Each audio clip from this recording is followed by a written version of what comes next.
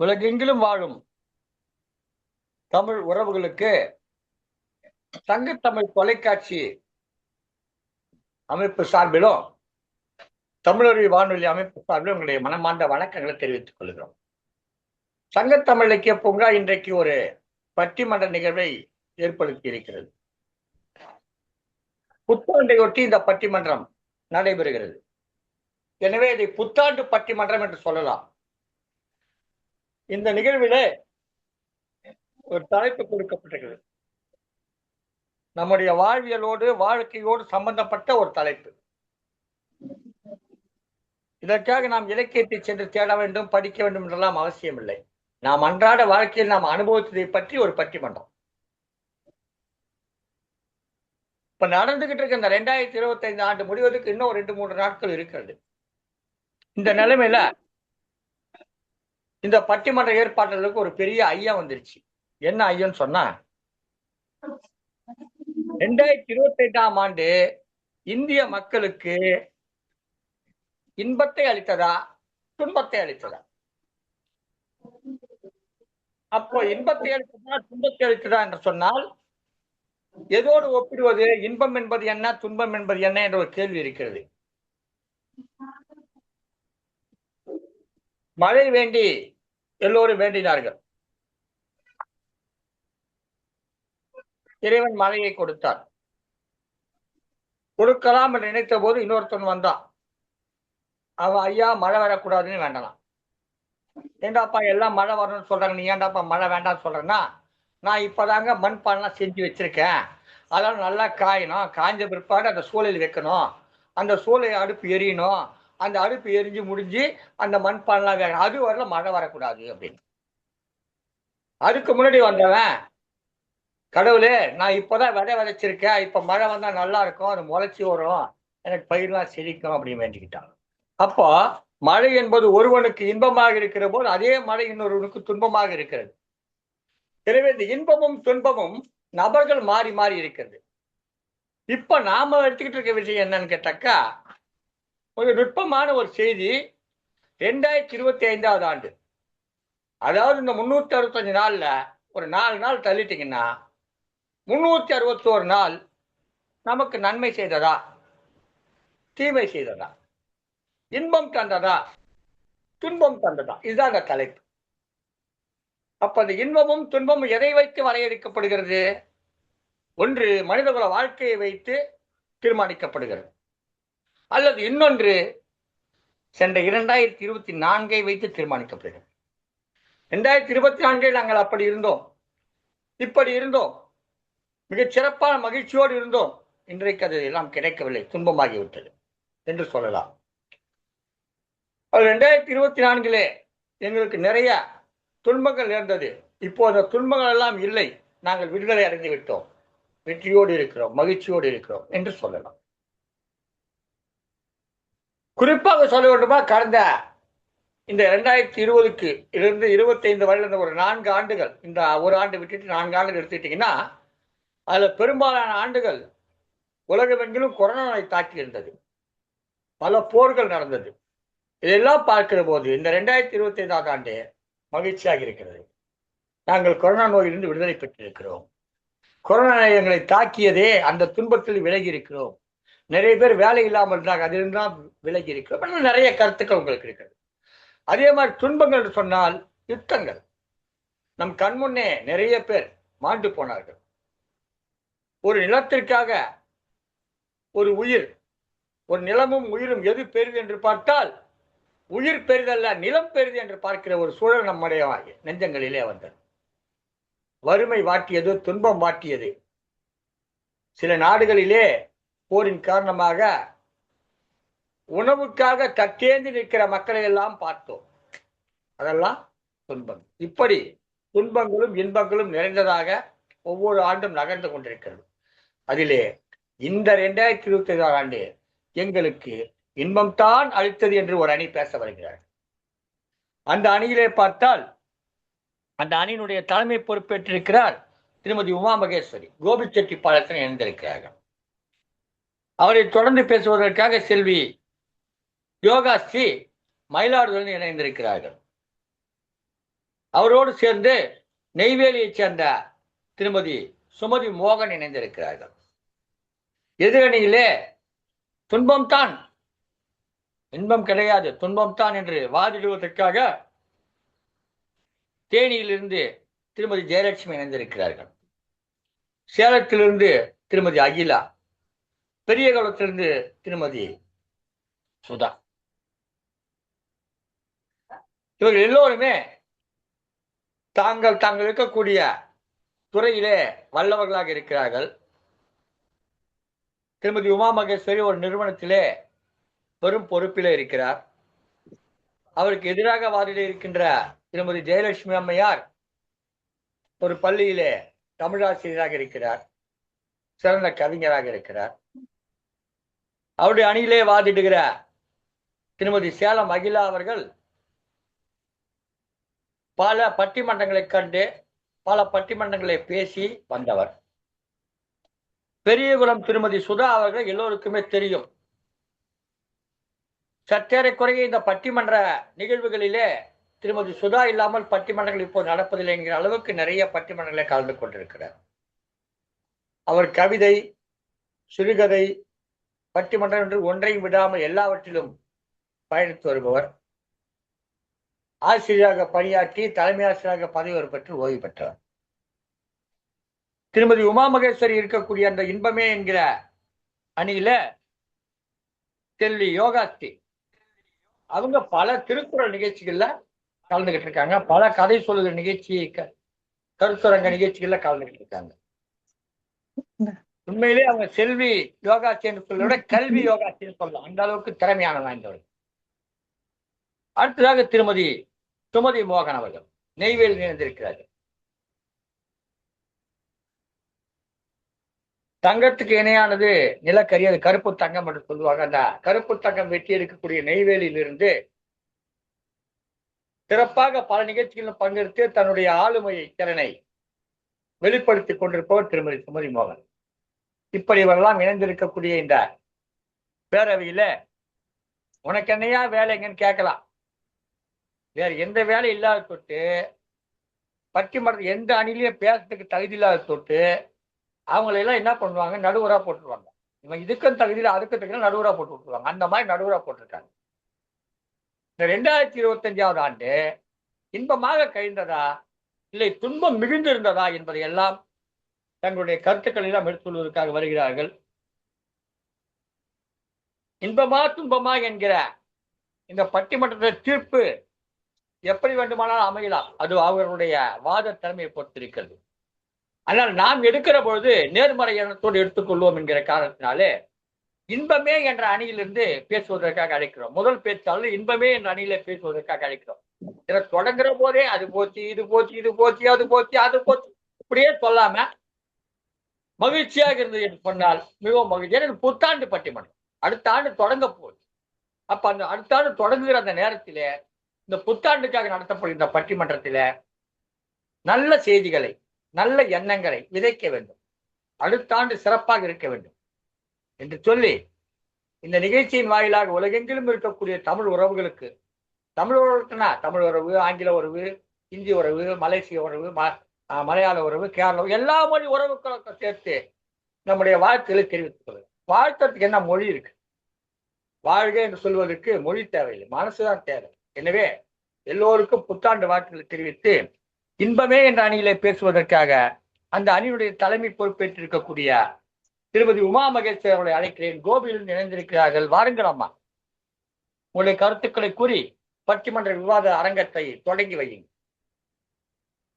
இவ்வினிய மாலை பொழுதினில் என்னுடன் இணைந்திருக்கும் அனைத்து நல்லுள்ளங்களுக்கும் எனது வணக்கங்கள். நான் இன்று இப்போ 2025 போன வருஷங்க நம்ம முடிஞ்சுட்டு, அதாவது இன்னொரு ஒரு வாரம் இருக்குதுங்க அடுத்த வருஷம் பிறக்கிறதுக்கு. அந்த முடிஞ்சு போன வருஷம் நம்மளுக்கு இன்பத்தை தான் கொடுத்துச்சு அப்படின்னு சொல்றதுக்காக வந்திருக்கிறேங்க. ஒரு சில செய்திகளை எல்லாம் சொல்லலாம் அப்படிங்கறதுக்காக உங்ககிட்ட பகிர்ந்துக்கலாம் அப்படிங்கறதுக்காக வந்திருக்கிறேங்க. நீலகண்ட தமிழன் ஐயா அவர்களுக்கு முதல் வணக்கங்கள். இப்போ நம்ம மகிழ்ச்சி அப்படிங்கறது என்னங்க ஐயா? இன்பமா அப்படிங்கறது, அதாவது மகிழ்ச்சிங்கிறது எப்படி நம்மளுக்கு வரும்? ஒரு அடிப்படையா நம்ம குடும்பத்துல மகிழ்ச்சி அப்படிங்கிறது எப்படி வரும்? நம்மளுடைய பொருளாதாரம் நல்லா இருந்தா மட்டும்தாங்க ஐயா நம்மளுக்கு வந்து மகிழ்ச்சிங்கிறது இருக்கும். எந்த ஒரு குடும்பத்திலயுமே பொருளாதாரம் நல்லா இருந்தது அப்படின்னா நம்மளுக்கு மகிழ்ச்சி வருங்கிறது ஒரு அடிப்படையான தகவல். இப்போ கடந்த 2017 வருடம் ஜூலை மாதம் 1ஆம் தேதியிலிருந்து இந்த புதிய சேவை வரி அறிமுகம், அதாவது ஒரே நாடு ஒரே வரி அப்படின்னு சொல்லி இந்த வரி அமல்படுத்தி இருந்தாங்க ஐயா. இப்போ இந்த 2025ல இந்த ஜிஎஸ்டி ரிவைன் பண்ணி 2.0 ஜிஎஸ்டி வந்து 2.0ன்னு சொல்லிட்டு கடந்த இப்ப செப்டம்பர் 22ஆம் தேதியிலிருந்து அந்த ஜிஎஸ்டி ரிவைஸ் ஆயிருக்குதுங்க ஐயா. இப்ப அந்த ரிவைஸ் ஆனதுனால நிறைய நடுத்தர மக்கள் வந்து பயன்பெற்று இருக்கிறாங்க. சோ அது வந்து பொருளாதாரத்துக்கு ஒரு மிகப்பெரிய ஒரு நம்மளுக்கு உதவுச்சு. இந்த வருஷத்துல வந்து அந்த வரி குறைப்பு நடந்தது நம்மளுக்கு ரொம்ப உதவுச்சுன்னு ஒரு கருத்துங்க ஐயா. சோ அதனால பணம் பத்தும் செய்யும் அப்படிங்கிற பழமொழிக்கு ஏத்த மாதிரி அந்த ஜிஎஸ்டியோடைய 2.0 திட்டம் வந்து நம்மளுக்கு மக்களிடையே வந்து பெரும் வரவேற்பை பெற்றிருக்குதுன்னே சொல்லலாம். சோ இதனால நம்மளுக்கு வந்து இன்பம் தானுங்க ஐயா. பொருளாதாரத்தை பொறுத்தளவுக்கு நம்மளுக்கு இந்த வரி குறைப்பு வந்து மிகப்பெரிய இன்பம் தானுங்க ஐயா. அடுத்தது இப்போ ஆலமரங்களினுடைய ஆணி வேரா திகழ்ந்த ஒரு ஆச்சரிய பெண்மணி ஒருத்தவங்க இருந்தாங்க. அவங்க வந்துதான் சாலமர திம்மக்கா அப்படின்னு சொல்லிட்டு ஒரு பாட்டியம்மா இருந்தாங்க. அவங்களுக்கு குழந்தை பேரு கிடையாது. ஆனா அவங்க அதாவது நான் மரங்களையே வந்து என்னோட குழந்தையா நினைச்சு வளர்க்குறேன் அப்படின்னு சொல்லி ஆளும் வேலும் பல்லுக்குருதி அப்படிங்கிற பழமொழிக்கு ஏத்த மாதிரி ஆலமரத்தை தேர்வு செஞ்சு வளர்த்துனாங்க ஐயா. எத்தனையோ ஆயிரக்கணக்கான மரங்களை வச்சு வச்சு வச்சு ஒரு காடுகளையே உருவாக்குனாங்க. அவங்க நவம்பர் 14 குழந்தைகள் தினத்தன்னைக்கு தன்னுடைய 114வது வயசுல இறந்தாங்க. இருந்தாலுங்க ஐயா அவங்களுடைய அந்த அவங்க விட்டுட்டு போன அந்த காடுகள் வந்து அவங்களுடைய குழந்தைகளா அவங்களோட ஆன்மாவா இன்னும் அதுல வளர்ந்துட்டு தாங்க ஐயா இருக்குது. அது ஒரு மிகப்பெரிய நன்மைங்க ஐயா. அவங்களுக்கு அந்த காடுகள் மூலமா அவங்களுக்கு நிறைய விருதுகள் கிடைச்சது. ஒரு சக பெண்மணியா நம்மளுக்கும் அதுல வந்து ஒரு பெரிய முன்னேற்றம் தானங்க ஐயா. இந்த 2025ல தான் அவங்க வந்து நிறைய விருதுகள் வாங்கினாங்க. அவங்க இறந்தது கூட இந்த 2025ல தாங்க ஐயா. அதே மாதிரி சர்வதேச வன தினம் காடுகள் அப்படிங்கிற உணவு கருப்பொருளோட இந்த வருஷம் தான் கொண்டாடப்பட்டுச்சுங்க ஐயா. இந்த வருஷம் கடந்த 2025ஆம் வருஷத்துலதான் கொண்டாடினாங்க ஐயா. அப்ப முன்னாள் பிரதமர் அட்டல் பிகாரி வாஜ்பாய் தெரியுங்களா? வாஜ்பாயோடைய 100ஆண்டு விழாவும் இந்த 2025ல தான் கொண்டாடினாங்க. அதனுடைய கருப்பொருளே என்னங்க? வறுமையை ஒழிக்கணும், தேசிய ஒற்றுமை போன்ற இந்த இலக்குகளை எல்லாம் முன் வச்சுதான் அந்த இதையவே என்ன கொண்டாடினாங்க? அட்டல் பிகாரி வாஜ்பாயினுடைய 100ஆண்டு விழாவே இந்த 2025ஆம் வருஷத்துல கொண்டாடப்பட்டுச்சுங்க. அதே மாதிரி அமெரிக்காவினுடைய அதிபரா 2வது முறை டொனால்ட் ட்ரம்ப் வந்து மறுபடியும் தேர்வு செய்யப்பட்டாருங்க. ஜனவரி 20ல பதவியேற்று அவர் அந்த ரஷ்யா உக்ரைன் இந்த போருக்கு இடையில எல்லாம் கொஞ்சம் போர் அமைதி நிமித்தம், அதாவது ரொம்ப சண்டை இல்லாம கொஞ்சம் அமைதி பேச்சுவார்த்தை நடத்தின மூலமா நிறைய பிரச்சனைகள் அந்த போர்கள் எல்லாம் தடுக்கப்பட்டு கொஞ்சம் அமைதி நடவடிக்கைக்கு வந்ததுங்க ஐயா. அதுவும் இந்த வருஷத்துல நடந்ததுதான். இன்னொன்னு சயின்ஸ்ன்னு பாத்துட்டீங்கன்னா ஆர்டிபிஷியல் இன்டெலிஜென்ஸ் ஏஐங்கிற நுண்ணறிவு வந்து சமூகத்துல மிகப்பெரிய, அதாவது அறிவியல்ல மட்டும் இல்லாம சமூகத்திலையும் செயற்கை நுண்ணறிவுலையும் மிகப்பெரிய தாக்கத்தை ஏற்படுத்துச்சுங்க ஐயா. இப்ப அந்த ஏஐ மூலமா எங்க இருந்தாலும் ChatGPT இந்த மாதிரி வந்து நிறைய அறிவியல் தொழில்நுட்பங்கள் முன்னுக்கு வந்தது. சோ அதன் மூலமா நிறைய மக்கள் வந்து நம்ம இன்பத்தை அனுபவிச்சிருக்கிறோம் அப்படின்னு சொல்லலாங்க ஐயா. விளையாட்டு துறையில பாத்தீங்கன்னா இந்தியால நிறைய விளையாட்டுத்துறையிலையும் வந்து ஃபிஃபா அந்த பெண்கள் தொடர் போட்டியிலே வந்து இந்த வருஷம் கோப்பையில வந்து செல்சி அணி, அதாவது ஃபிஃபா கிளப் உலக கோப்பையில வந்து செல்சி அணி வந்து ஜெயிச்சுதுங்க. இந்த வருஷம் 2025ல ஜெயிச்சுதுங்க. ஆண்கள் பிரிவுல ICICIல வந்து இந்தியா வந்து திருப்பி தொடர்ந்து 3வது முறையா பதக்கம் வாங்குச்சு. அதே பெண்களுக்கான ICICI உலக கோப்பை போட்டியிலையும் இந்திய பெண்கள் அணிதான் வெற்றி பெற்றாங்க. இப்ப இதெல்லாம் வச்சு பார்க்கும்போது நம்மளும் ஒரு பெண்ணை நம்ம எவ்வளவு இன்பம் நடந்திருக்குதுங்க ஐயா. இந்த விளையாட்டு துறையில எவ்வளவோ நல்ல விஷயங்கள் எல்லாம் இந்த 2025 நம்மளுக்கு கொடுத்ததுங்க ஐயா. அதே இந்த ஆண்டு 30ஆம் தேதி இந்த ஆண்டு ஜூலை மாதம் 30ஆம் தேதி வந்து நாசா இஸ்ரோ வந்து அறிவியல் துறையில ஒரு செயற்கைக்கோளை வெற்றிகரமா, அதாவது நிஸ்ஸாக் அப்படின்னு சொல்லக்கூடிய ஒரு செயற்கைக்கோளை வந்து விண்ணில ஏவுச்சு. ராக்கெட் மூலமா ஸ்ரீஹரிகோட்டாவில இருந்து ஏவுச்சுங்க. அப்படியே ஸ்ரீஹரிகோட்டாவில இருந்து அந்த ஏவப்படும் போது நம்மளோட இந்திய வீரர் சுபன்ஷி சுக்லா அப்படிங்கிறவர் தான் வந்து அதுல ஒரு விண்வெளி பயணம் மேற்கொண்டார். அதனால அந்த சக இந்தியரினுடைய அடிப்படையில வந்து நம்மளுக்கு அது ஒரு பெருமை, அது ஒரு நல்ல விஷயம். அறிவியல் ரீதியா வந்து அது ஒரு நல்ல விஷயம். இப்போ நன்மையும் தீமையும் நாடி நலம் புரிந்த தன்மையான் ஆளப்படும் அப்படிங்கிற வள்ளுவருடைய வாக்குக்கு இணங்குங்க ஐயா. அந்த வாக்குல எப்படிங்க ஒரு செயல்னு எடுத்துக்கிட்டோங்கன்னாங்க ஐயா, அந்த செயல்ல வந்து நன்மையும் இருக்கும் தீமையும் இருக்கும். நாம நன்மையை நினைச்சு நாம வந்து அச்செயல்ல நன்மையை நினைச்சு அதை மேற்கொண்டோம்னா நன்மையவே செஞ்சுட்டு போலாங்க ஐயா. இப்போ சிறப்பு சிறப்பு. நன்மையவே செஞ்சுட்டு போலாங்க ஐயா. இப்போ உலக கடந்த 2016 வந்து சக்தி வாய்ந்த பெண்மணிகள் அந்த திமுக பாத்தீங்கன்னா ஒரு வயசான ஒரு பாமர குடும்பத்துல இருந்து வந்த பொண்ணுதான். ஆனா அவங்களும் வந்து நிறைய நல்ல விஷயங்களா தான் இந்த வருஷத்துல பண்ணி நம்மளுக்கும் ஊக்கம் தான் கொடுத்துட்டு போயிருக்கிறாங்க. திருப்பி நம்ம நல்லபடியா நம்மளும் அந்த மாதிரி நிறைய நல்ல விஷயங்களை செய்யணும் அப்படின்னு நம்மளுக்கு வந்து ஒரு இதுதாங்க ஐயா கொடுத்துட்டு போயிருக்கிறாங்க. கும்பமேளாவும் சரிங்க. இப்போ அனைவருக்கும் புத்தாண்டு வாழ்த்துக்களை கூறி விடைபெறுவது உங்கள் உமா மகேஸ்வரி. நன்றி, வணக்கம். வாய்ப்புக்கு நன்றி, வாய்ப்பளித்தமைக்கு நன்றி, வணக்கம். சிறப்பா பேசுனீங்க. பொருளாதாரம் தான் முக்கியம், பொருளாதார உயர்வு கிடைச்சா மகிழ்ச்சி தானே, அது இன்பம் தானே என்று உங்களுடைய வாதத்தை முன் வச்சீங்க. உண்மைதான், பொருளாதாரம் என்பது மிக முக்கியமானதுதான். பொருளாதாரம் தான் மகிழ்ச்சியை கொடுக்குன்னு சொன்னா, பொருளாதாரத்தில் மிக உயர்ந்திருக்கக்கூடிய தமிழ்நாட்டில் சூப்பர் ஸ்டார் சொல்லக்கூடிய ரஜினிகாந்த் சொல்ற, காசு பணத்தை கிட்ட பின்னாடி போவாதீங்க, மன அமைதி தான் முக்கியம் அப்படின்றார். எப்படி? பணத்தை சம்பாதித்தவர்கள் எல்லாம் மன அமைதி வேண்டும் என்கிறார்கள், பணத்தை சம்பாதிக்காதவர்கள் எல்லாம் பொருளாதாரம் வேண்டும் என்கிறார்கள். எனவே எளிமையான மக்கள் பொருளாதாரத்தை நோக்கி பயணம் செய்பவர்களுக்கு இந்த ஜிஎஸ்டி வரிச்சலுகை பற்றி குறிப்பிட்டார். அது வரவேற்கத்தக்கது என்று குறிப்பிட்டார். இது ஏன் இந்த ரஜினி பற்றி சொன்ன, இந்த முடிகிற போது 2.0 ஒன்று சொன்னாங்க. 2.0வா? 2.0 பார்த்தோன்னு ரஜினி ஞாபகம் வந்தது, அதான் சொன்னேன். ஆனா ஒரு கருத்து எனக்கு விளங்கலாமா நீங்க சொன்னதில்ல. 114 வயசு வாழ்ந்த ஒரு பெண்மணி தன் வாழ்நாள் முழுவதும் மரங்களை வைத்துக் கொண்டிருந்தார் என்று சொல்லக்கூடியவங்க தன்னுடைய 114 வயதுல இறந்துட்டாருன்னு சொல்றீங்க. அப்ப அந்த 113 இல்ல 114 ஆண்டுகள் தானமா மகிழ்ச்சியானது. அவங்க மரம் வச்ச காலம் அது. அவங்க இறந்துட்டு எப்படிமா மகிழ்ச்சியா இருக்க முடியும், இன்பமா இருக்கும்? துன்பம் தானமா அது. இந்த ஆண்டுல ஒரு மிகச்சிறந்த மரம் நடுவதையே தன் வாழ்நாளுடைய குறிக்கோளாக கொண்டு அதற்காகவே உழைத்த அந்த பெண்மணி மறைந்து விட்டார் என்பதுதான் நமக்கு துன்பமாகத்தான் நான் பார்க்கிறேன். பார்ப்போம், அடுத்த அணிலிருந்து பேச வந்திருக்காங்க, அவங்க என்ன சொல்றாங்கன்னு பார்ப்போம். அந்த அணியினுடைய தலைமை பொறுப்பேற்றிருக்கிறார் திருமதி தேனியைச் சேர்ந்த ஜெயலட்சுமி அவர்கள். ஏற்கனவே சொன்னது போல அவர் ஒரு நல்ல கவிஞர், எழுத்தாளர், பட்டிமன்ற பேச்சாளர், நல்ல பாடல்கள் பாட வல்லவர், பள்ளி ஆசிரியர், தமிழாசிரியர், பல்வேறு சிறப்புகளை கொண்டவர். ஆனா அவங்க என்ன சொல்றாங்க,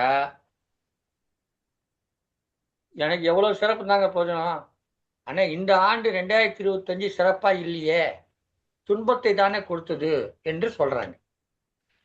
என்ன சொல்ல வராங்கன்னு பாப்பா. வாருங்கள் திருமதி பி ஜெயலட்சுமி அவர்களே, உங்களுடைய வாதங்களை முன்வைக்க வேண்டும் என்று கேட்டுக்கொள்கிறேன். வாருங்கள்.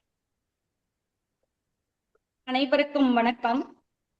வணக்கம்மா. வணக்கம். தமிழ் இலக்கிய பூங்காவின் ஒருங்கிணைப்பாளரும் பட்டிமன்றத்தில் நடுநாயகமாக வீற்றிருந்து நல்ல தீர்ப்பை வழங்க காத்திருக்கும் நடுவர் ஐயா திரு நீலகண்ட தமிழன் ஐயா அவர்களுக்கும் எனது மாலை வணக்கங்களை தெரிவித்துக் கொள்கிறேன். 2025ஆம் ஆண்டு இந்திய மக்களுக்கு அளித்தது துன்பமே அப்படிங்கிற அணி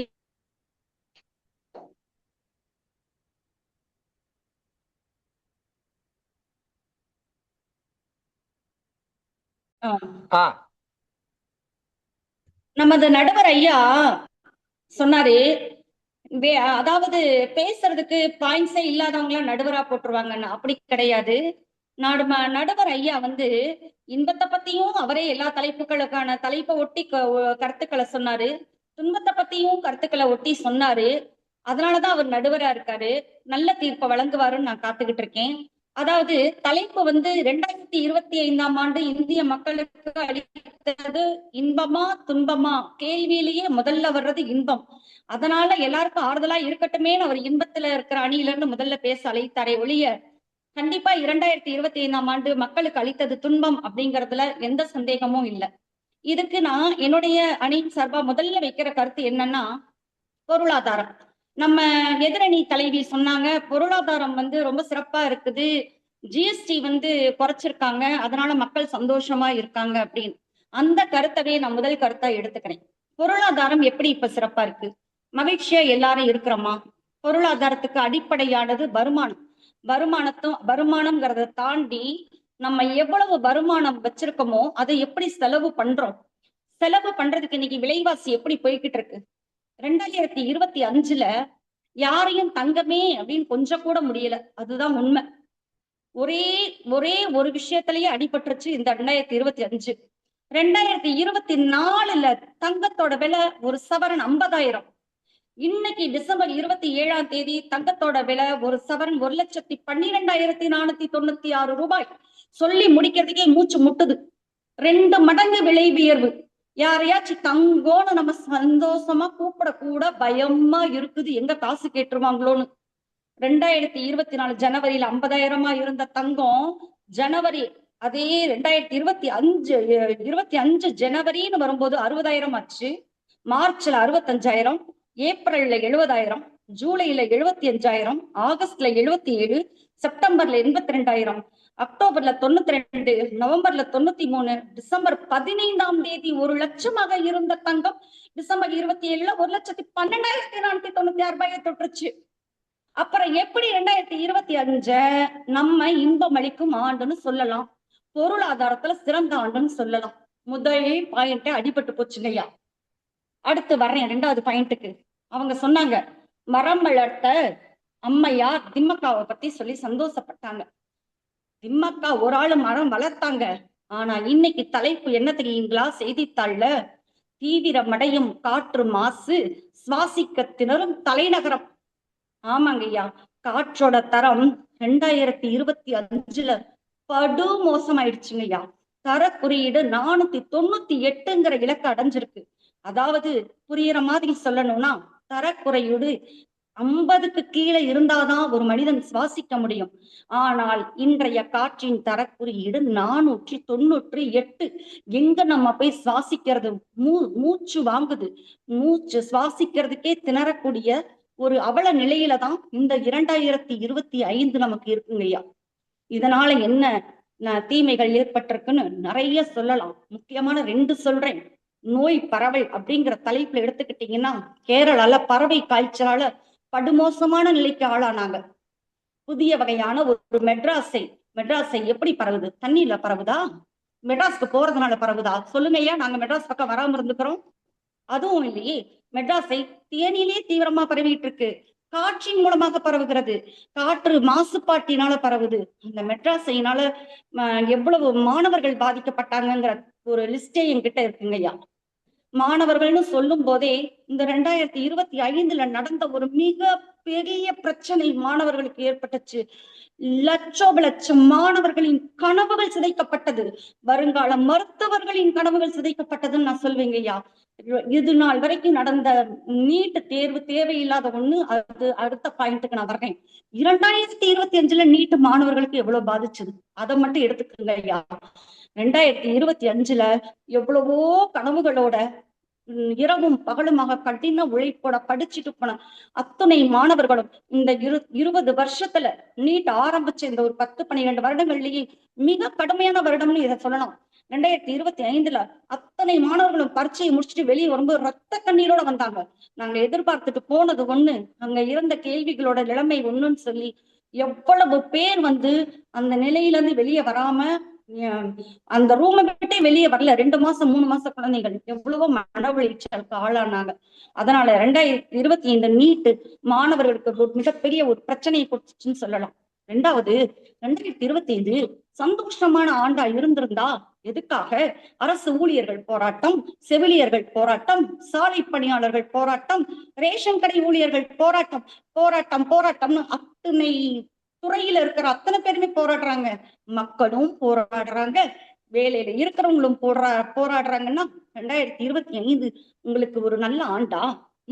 நான் கேக்குறேன். அடுத்ததா நான் ஒண்ணு சொல்வேன். ஏன் நூற்பாலைகள், தனியார் துறை உற்பத்தியில இருக்கக்கூடிய நூற்பாலையில இருக்கக்கூடிய தொழிலாளர்கள் கூட பாதிக்கப்பட்டிருக்காங்க.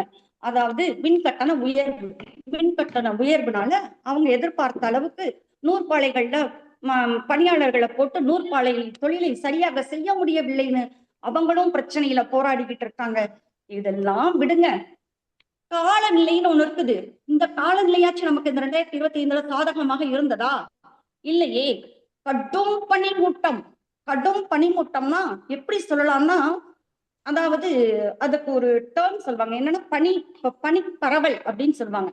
அந்த கடும் பனிமூட்டம் காரணமாக டிசம்பர் 16ல உத்தரப்பிரதேசத்துல 7 பஸ் உட்பட 10 வாகனங்கள் மோதி தீப்பிடித்து 25 பேர் பலியானார்கள். பீகார்ல கடும் பனிமூட்டத்தினால பல ரயில்கள் ரத்து செய்யப்பட்டது.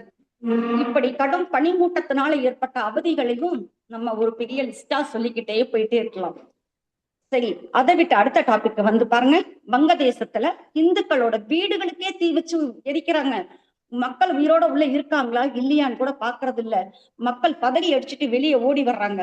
அந்த அளவுக்கு மக்களுக்கும் அங்க பாதுகாப்பு இல்ல.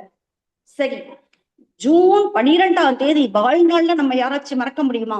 2025 ஜூன் 12ல அகமதாபாத்ல இருந்து பல லட்ச கனவுகளோட விமானத்துல ஏறி லண்டனுக்கு பயணம் செஞ்சாங்க மக்கள். அதுல ஒரு டாக்டர் குடும்பமும் உட்பட. அந்த டாக்டர் இங்க இருக்கிற வேலையை ரிசைன் பண்ணிட்டு லண்டன்ல செட்டில் ஆகிறதுக்காக தன்னுடைய 2 மகள்களோட செல்ஃபி எடுத்துக்கிட்டு கனவுகளோட அந்த விமானத்துல பயணம் செஞ்சாங்க. ஏர் இந்தியா விமானம் புறப்பட்டு சில மணி துளிகளிலேயே அந்த விமானம் செயல் இழந்தது, கட்டுப்பாட்டை இழந்தது. ஒரு பெரிய மருத்துவ கல்லூரி விடுதியின் மீது மோதியது. விமானத்துக்குள்ள இருந்த 241 பேர் இறந்தாங்கன்னா, வெளியில இருந்த தரையில இருந்தவங்க என்ன பாவம் செஞ்சாங்க? அவங்க 19 பேர், மொத்தம் 260 பேரை பலி கொண்ட ஆண்டு இந்த 2025ஆம் ஆண்டு. இப்படி பல விஷயங்களை அடுக்கிக் கொண்டே போகலாம். நோயும் பரவியது, காலநிலையும் சரியில்லை, மாணவர்களுக்கும் சரியில்லை, போராட்டங்களே தொடர்ந்து நடந்தது. இப்படி அடுக்கடுக்காக பல்வேறு விஷயங்களை நாம் எடுத்து சொல்லலாம். 2025ஆம் ஆண்டு உறுதியாக துன்பம் தரும் ஆண்டே என்று என்னுடைய வாதத்தை முடித்துக் கொள்கிறேன். நன்றி. அருமையாக கருத்துக்களை வைத்தார்கள். அந்த பக்கம் பொருளாதாரம் உயர்ந்ததுன்னு சொன்னாங்க, வரிகள் குறைஞ்சதுன்னு சொன்னாங்க. அம்மா ஒரு கேள்வி கேட்டாங்க, வரிகள் குறைஞ்சத விலைவாசி குறைஞ்சுதா? இதான் ஒரே கேள்வி. தங்க விலை உயர்வு என்பது பொருளாதார வீழ்ச்சியை காட்டவில்லையா? எப்படி பொருளாதாரம் உயர்ந்ததுன்ற ஒரு ஆணித்தரமான கேள்வி வைத்தார்கள். தங்கமேனு கொஞ்சம் கூட முடியலன்னாங்க. தங்கத்தையே காணங்க. இப்ப தங்கத்தை பார்க்கறதே கிடையாது. வசதியானவர்களே இப்ப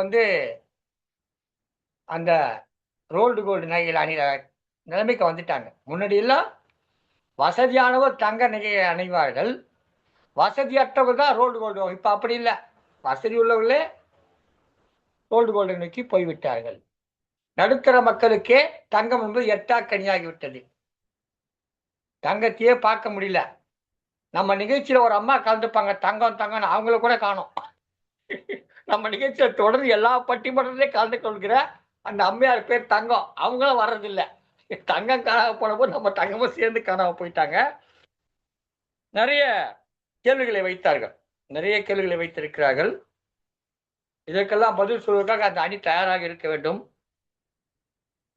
நிறைய போராட்டங்கள், மக்கள் போராட்டங்கள், ஆசிரியர்கள் போராட்டம், அரசு ஊழியர் போராட்டம், சாலை பணியாளர் போராட்டம், சென்னையிலே கூட துப்புரவு தொழிலாளர்கள் போராட்டம், எல்லாம் தனியார் உடைமையாகிறது.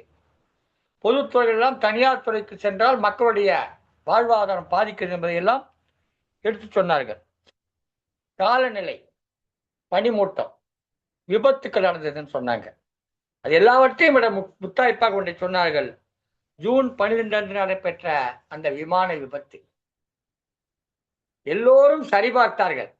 ஒரு விமானம் கிளம்புகிறது என்றால் பல பொறியியலாளர்கள் போய் எல்லா அந்த விமானத்தோட எல்லா பகுதியும் சரிபார்ப்பாங்க. எல்லா பகுதியும் சரிபார்த்த பிற்பாடு அந்த விமானம் கிளம்பி ஒரு 5000 கிலோமீட்டர் போய் விபத்தாயிருந்தா கூட பரவாயில்ல. கிளம்பிய 2வது நிமிடமே விபத்தாச்சுன்னா இது எவ்வளவு ஒரு மோசமான கொடுமையான ஒரு ஆண்டு என்று அங்கலாய்ப்போடு பேசிவிட்டு சென்றிருக்கிறார் திருமதி ஜெயலட்சுமி அவர்கள். அவங்களுடைய கோபத்துல நியாயம் இருக்குது. இந்த மாதிரி கொடுமைகள் நடந்துகிட்டு இருக்கு, இதை போய் இன்பம்னு சொல்றீங்களே, இதுவா இன்பம் என்று ஒரு கேள்வியை கேட்டிருக்கிறார்கள். இல்லைங்க இன்பம் தாங்க என்று பேசுவதற்காக இளைய சமுதாயத்திலிருந்து ஒருத்தர் வராங்க. அப்ப இதுக்கு முன்னாடி பேசினா முதிய சமுதாயம் அப்படி இல்லை, இவங்க ரொம்ப குழந்தை செல்வி, இவங்கெல்லாம் மற்றவங்க திருமதிகள். இந்த திருமதிகளுக்கு மத்தியிலே ஒரு செல்வி நமக்கு வெகுமதியாக பல கருத்துக்களை சொல்ல இருக்கிறார்கள். மயிலாடுதுறையிலிருந்து வருகிறார்கள் இந்த வி யோகாஸ்ரீ. வாருங்கள் வி யோகாஸ்ரீ. பல நிகழ்வுகளை பார்த்தவர்கள், பல்வேறு அமைப்புகளிலே பல்வேறு கருத்தரங்கம், பட்டிமன்றம் பலவற்றை கண்டவர்கள். வாருங்கள் யோகாஸ்ரீ, உங்கள் கருத்துக்களை கூறுங்கள்.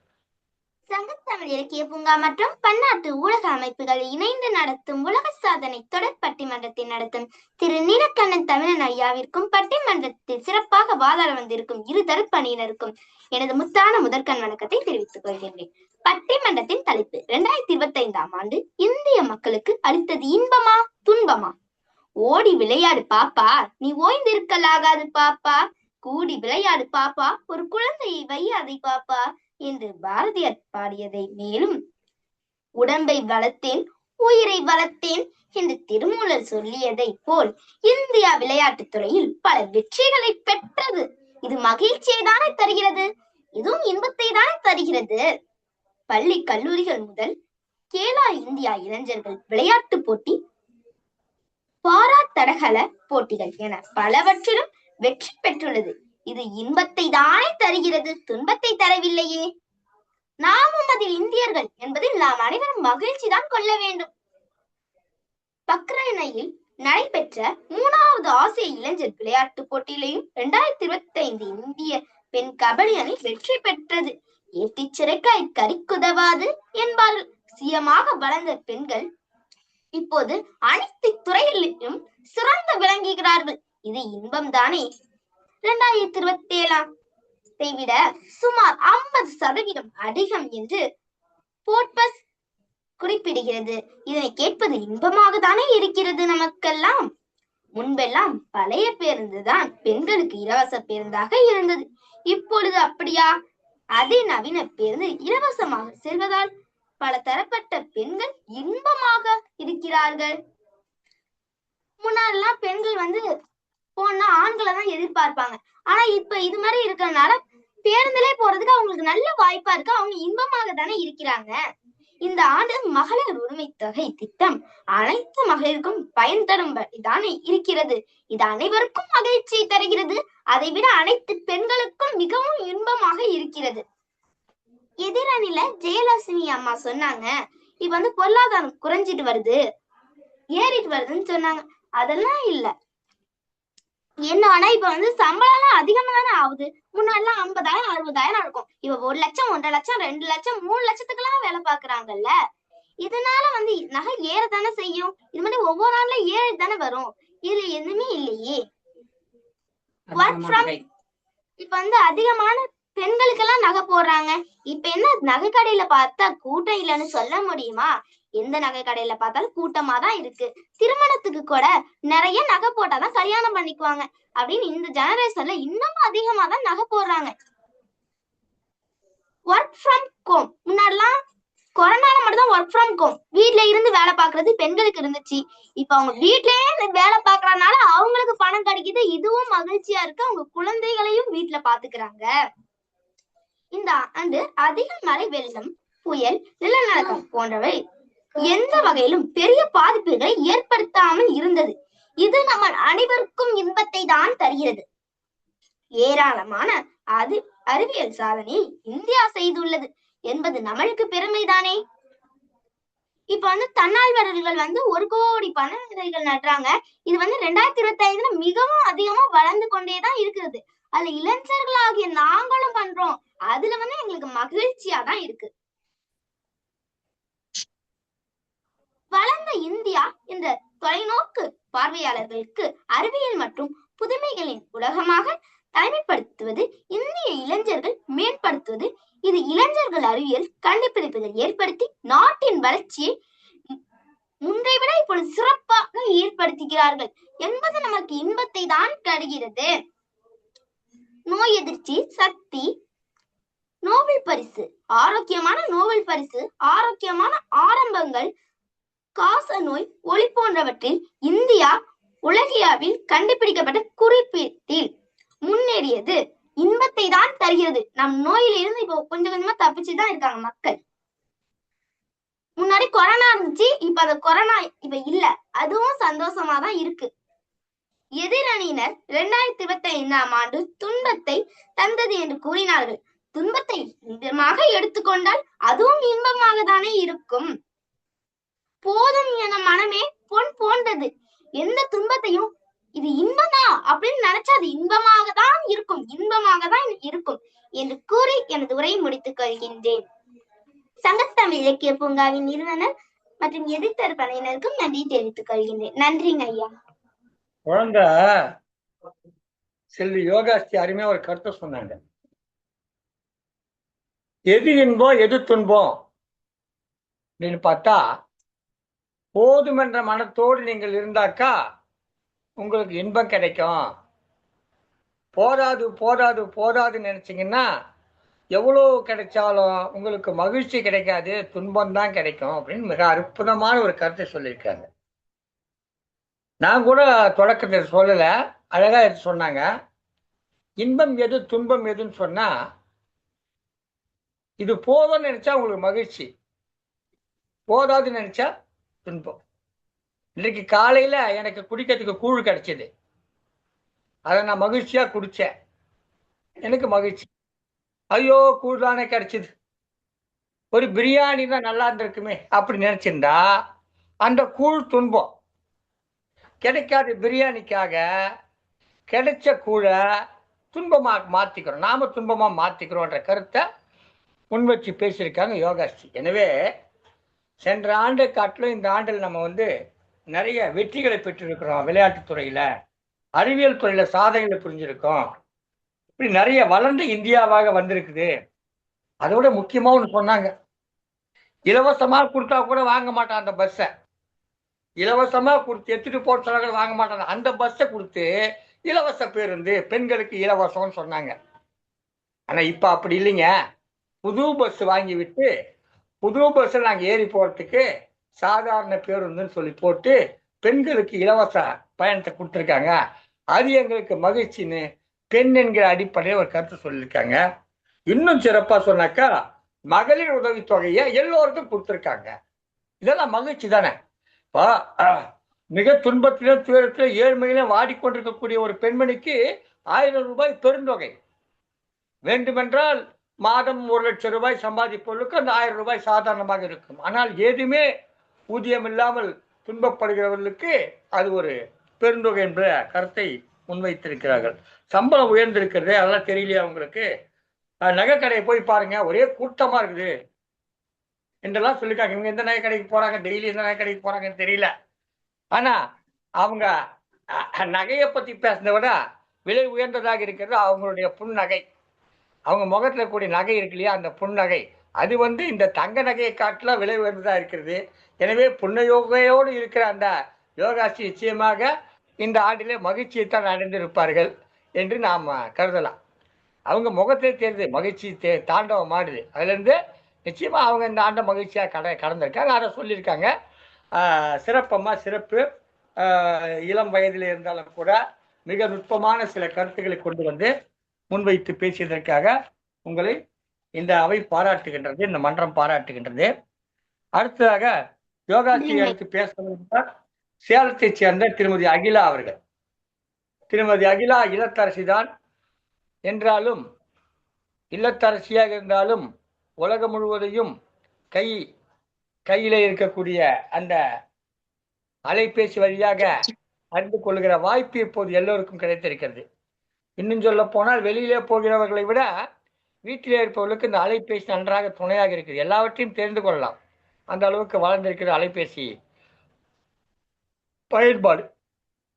அந்த வகையில் இன்றைக்கு திருமதி அகிலா அவர்கள் நம்மோடு இணைந்திருக்கிறார். வாருங்கள் அம்மா, உங்களுடைய அணியினுடைய வாதங்களை முன்வையுங்கள். துன்பமே என்று பேச வந்திருக்கிறீர்கள், அது என்ன துன்பம் என்று சொல்லுங்கள். வணக்கம் ஐயா. துன்பத்தை எல்லாம் எங்களுக்கும் சொல்லுங்கள். வணக்கம் அம்மா. இந்த பட்டிமன்றத்தை நடுநிலைமையாக நடத்தி கொண்டிருக்கும் நமது நீலகண்ட தமிழன் ஐயா அவர்களுக்கும் என்னுடைய எதிரணியிலும் என்னுடைய அணியிலும் இருக்கும் அனைவருக்கும் என்னுடைய வணக்கத்தை தெரிவித்துக் கொண்டு, இந்த ஆண்டு துன்பமே என்பதை பற்றிதான் நான் பட்டியலிடப் போகிறேன். அவ்வளவு இருக்கிறது துன்ப நிகழ்ச்சிகள் ஐயா. பட்டியலிடும் அளவிற்கு மிக நிறையவே இருக்கிறது. முதலில் சாமானியவர்கள் வாழ வேண்டும். அவர்களுக்கு ஒரு மளிகை கடையில் போய் ஜாமான்கள் வாங்கணும்னா, ஒரு காய்கறி கடையில வாங்கணும்னா, இன்னைக்கு ஒரு தக்காளியோ வெங்காயமோ இல்ல தேங்காய் பாத்தீங்கன்னா, இதெல்லாமே வந்துட்டு அன்றாட வாழ்க்கைக்கு தேவையான மிக அவசியமான ஒன்று. அதை விலை கொடுத்து வாங்கும் அளவிற்கு கூட இல்லை. விலைவாசி அதிக உயர்வாக இருக்கிறது இந்த ஆண்டு. அது சாமானியர்கள் கூட வாழ முடியாத அளவுக்கு இந்த அளவுக்கு இருக்கிறது. அதை விடுங்கள், பல துயர சம்பவங்கள் ஒவ்வொன்றாக அடுக்கிக் கொண்டே போகலாம். குறிப்பாக கூட்ட நெரிசல்களில் சிக்கி இறந்தவர்கள் ஏராளம். பெங்களூர் IPL கிரிக்கெட் போட்டியில் கூட்ட நெரிசலில் சிக்கி இறந்தவர்கள் அநேகம் பேர். பிறகு இன்னொரு கூட்ட நெரிசல் உங்களுக்கே தெரியும் ஐயா, கரூரில் நடந்தது துயர சம்பவம். அது நிகழாமல் தடுத்திருக்கலாம். ஆனால் என்னவோ இப்படி கூட்ட மேலாண்மை சரியில்லாத காரணத்தினால் பல பேர் பல உயிர் இழந்தனர். பொருள் சேதம் நடந்தது, உயிர் சேதம் நடந்தது, பல பேர் காணாமல் போயிருக்கிறார்கள். இதெல்லாம் என்னவென்று சொல்வதுங்க ஐயா? இதென்ற இன்பமாக எப்படி எடுத்துக்கொள்ள முடியும்? என்னுடைய எதிரணியில் பேசிய யோகஸ்ரீ சிறுமி அவர்கள் இன்பத்தையும் துன்பத்தையும் இன்பமாக பார்க்கலாமே அப்படிங்கிறாங்க. உயிரிழப்பு, உயிர் சேதம் இதெல்லாமே எப்படிங்க ஐயா இன்பமாக எடுத்துக்கொள்ள முடியும்? பிறகு அது மட்டுமா, பல விபத்துகள் நடந்தன, பல வன்கொடுமைகள் நடந்தன, பயங்கரவாத தாக்குதல்கள் நடந்தேறியது. இயற்கை பேரிடர்கள் வேறு இதில் சேர்ந்து கொண்டது.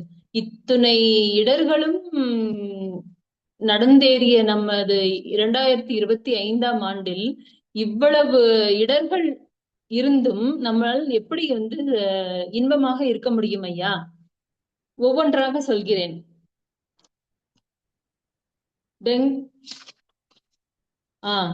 பயங்கரவாத தாக்குதல் இந்தியாவில் எப்பொழுது நடந்தது தெரியுமா? ஏப்ரல் 22ஆம் தேதி அன்று நடந்தது.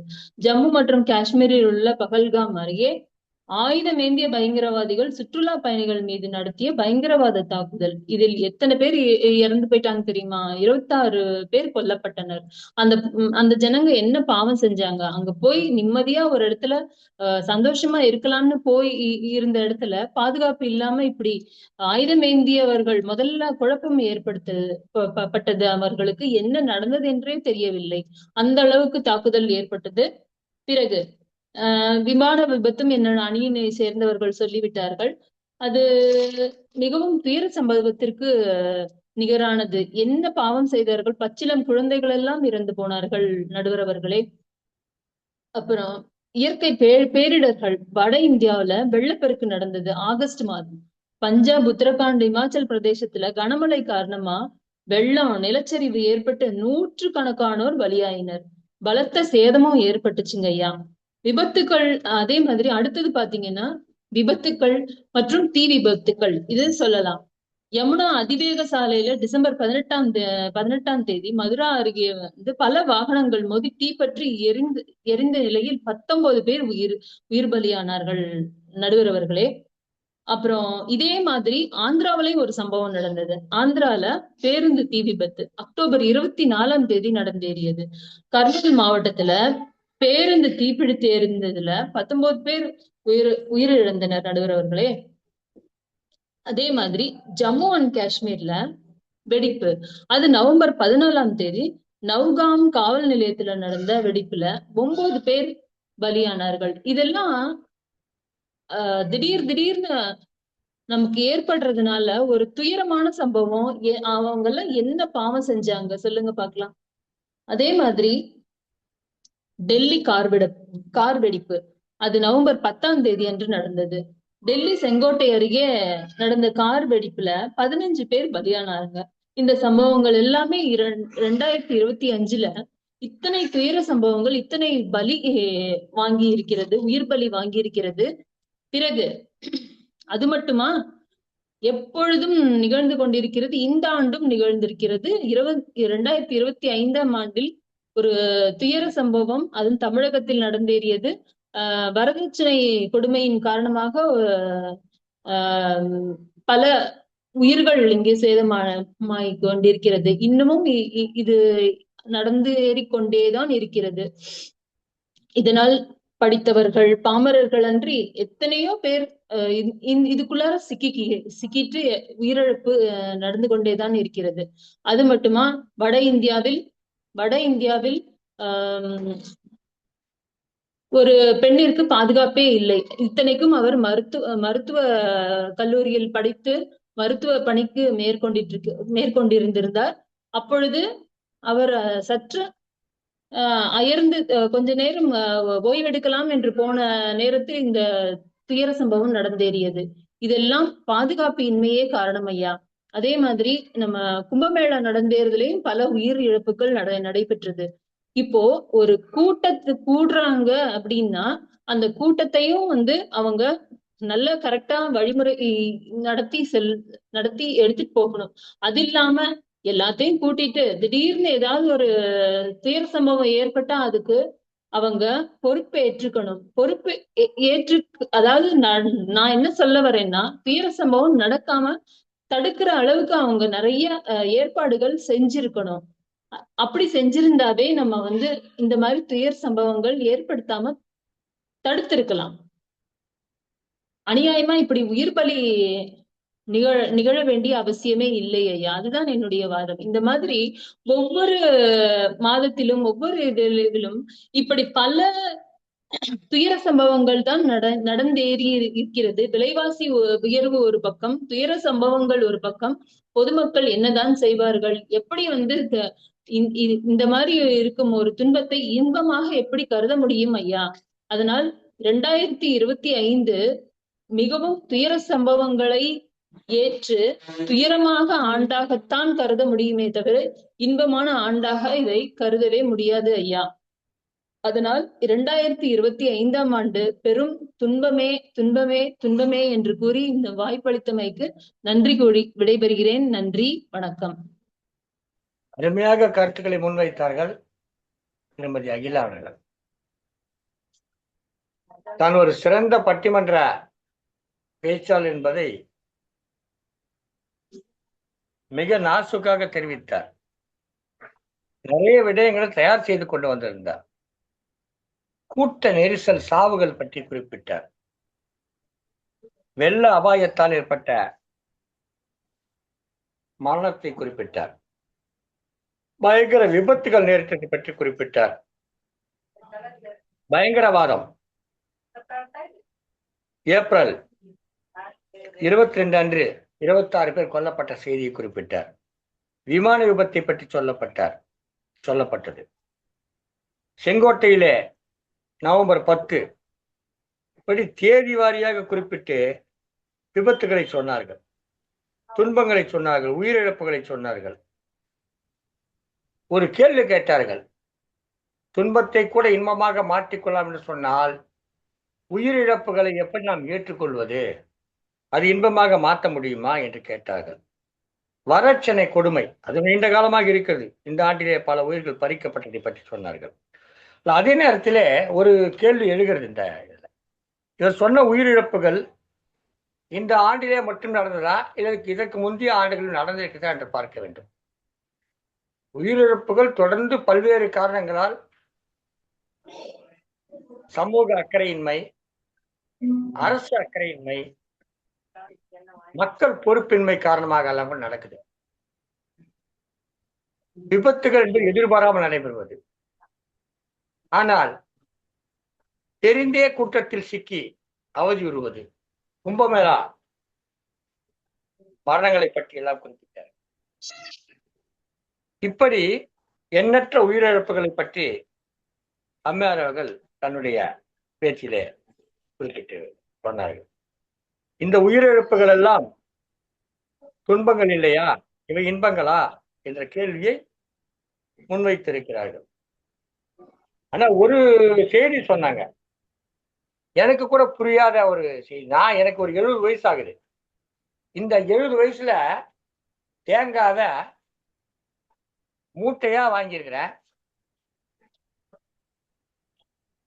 10 ரூபாய் 3, 30 ரூபாய்க்கு 2 அப்படிலாம் வாங்கியிருக்கிறேன்.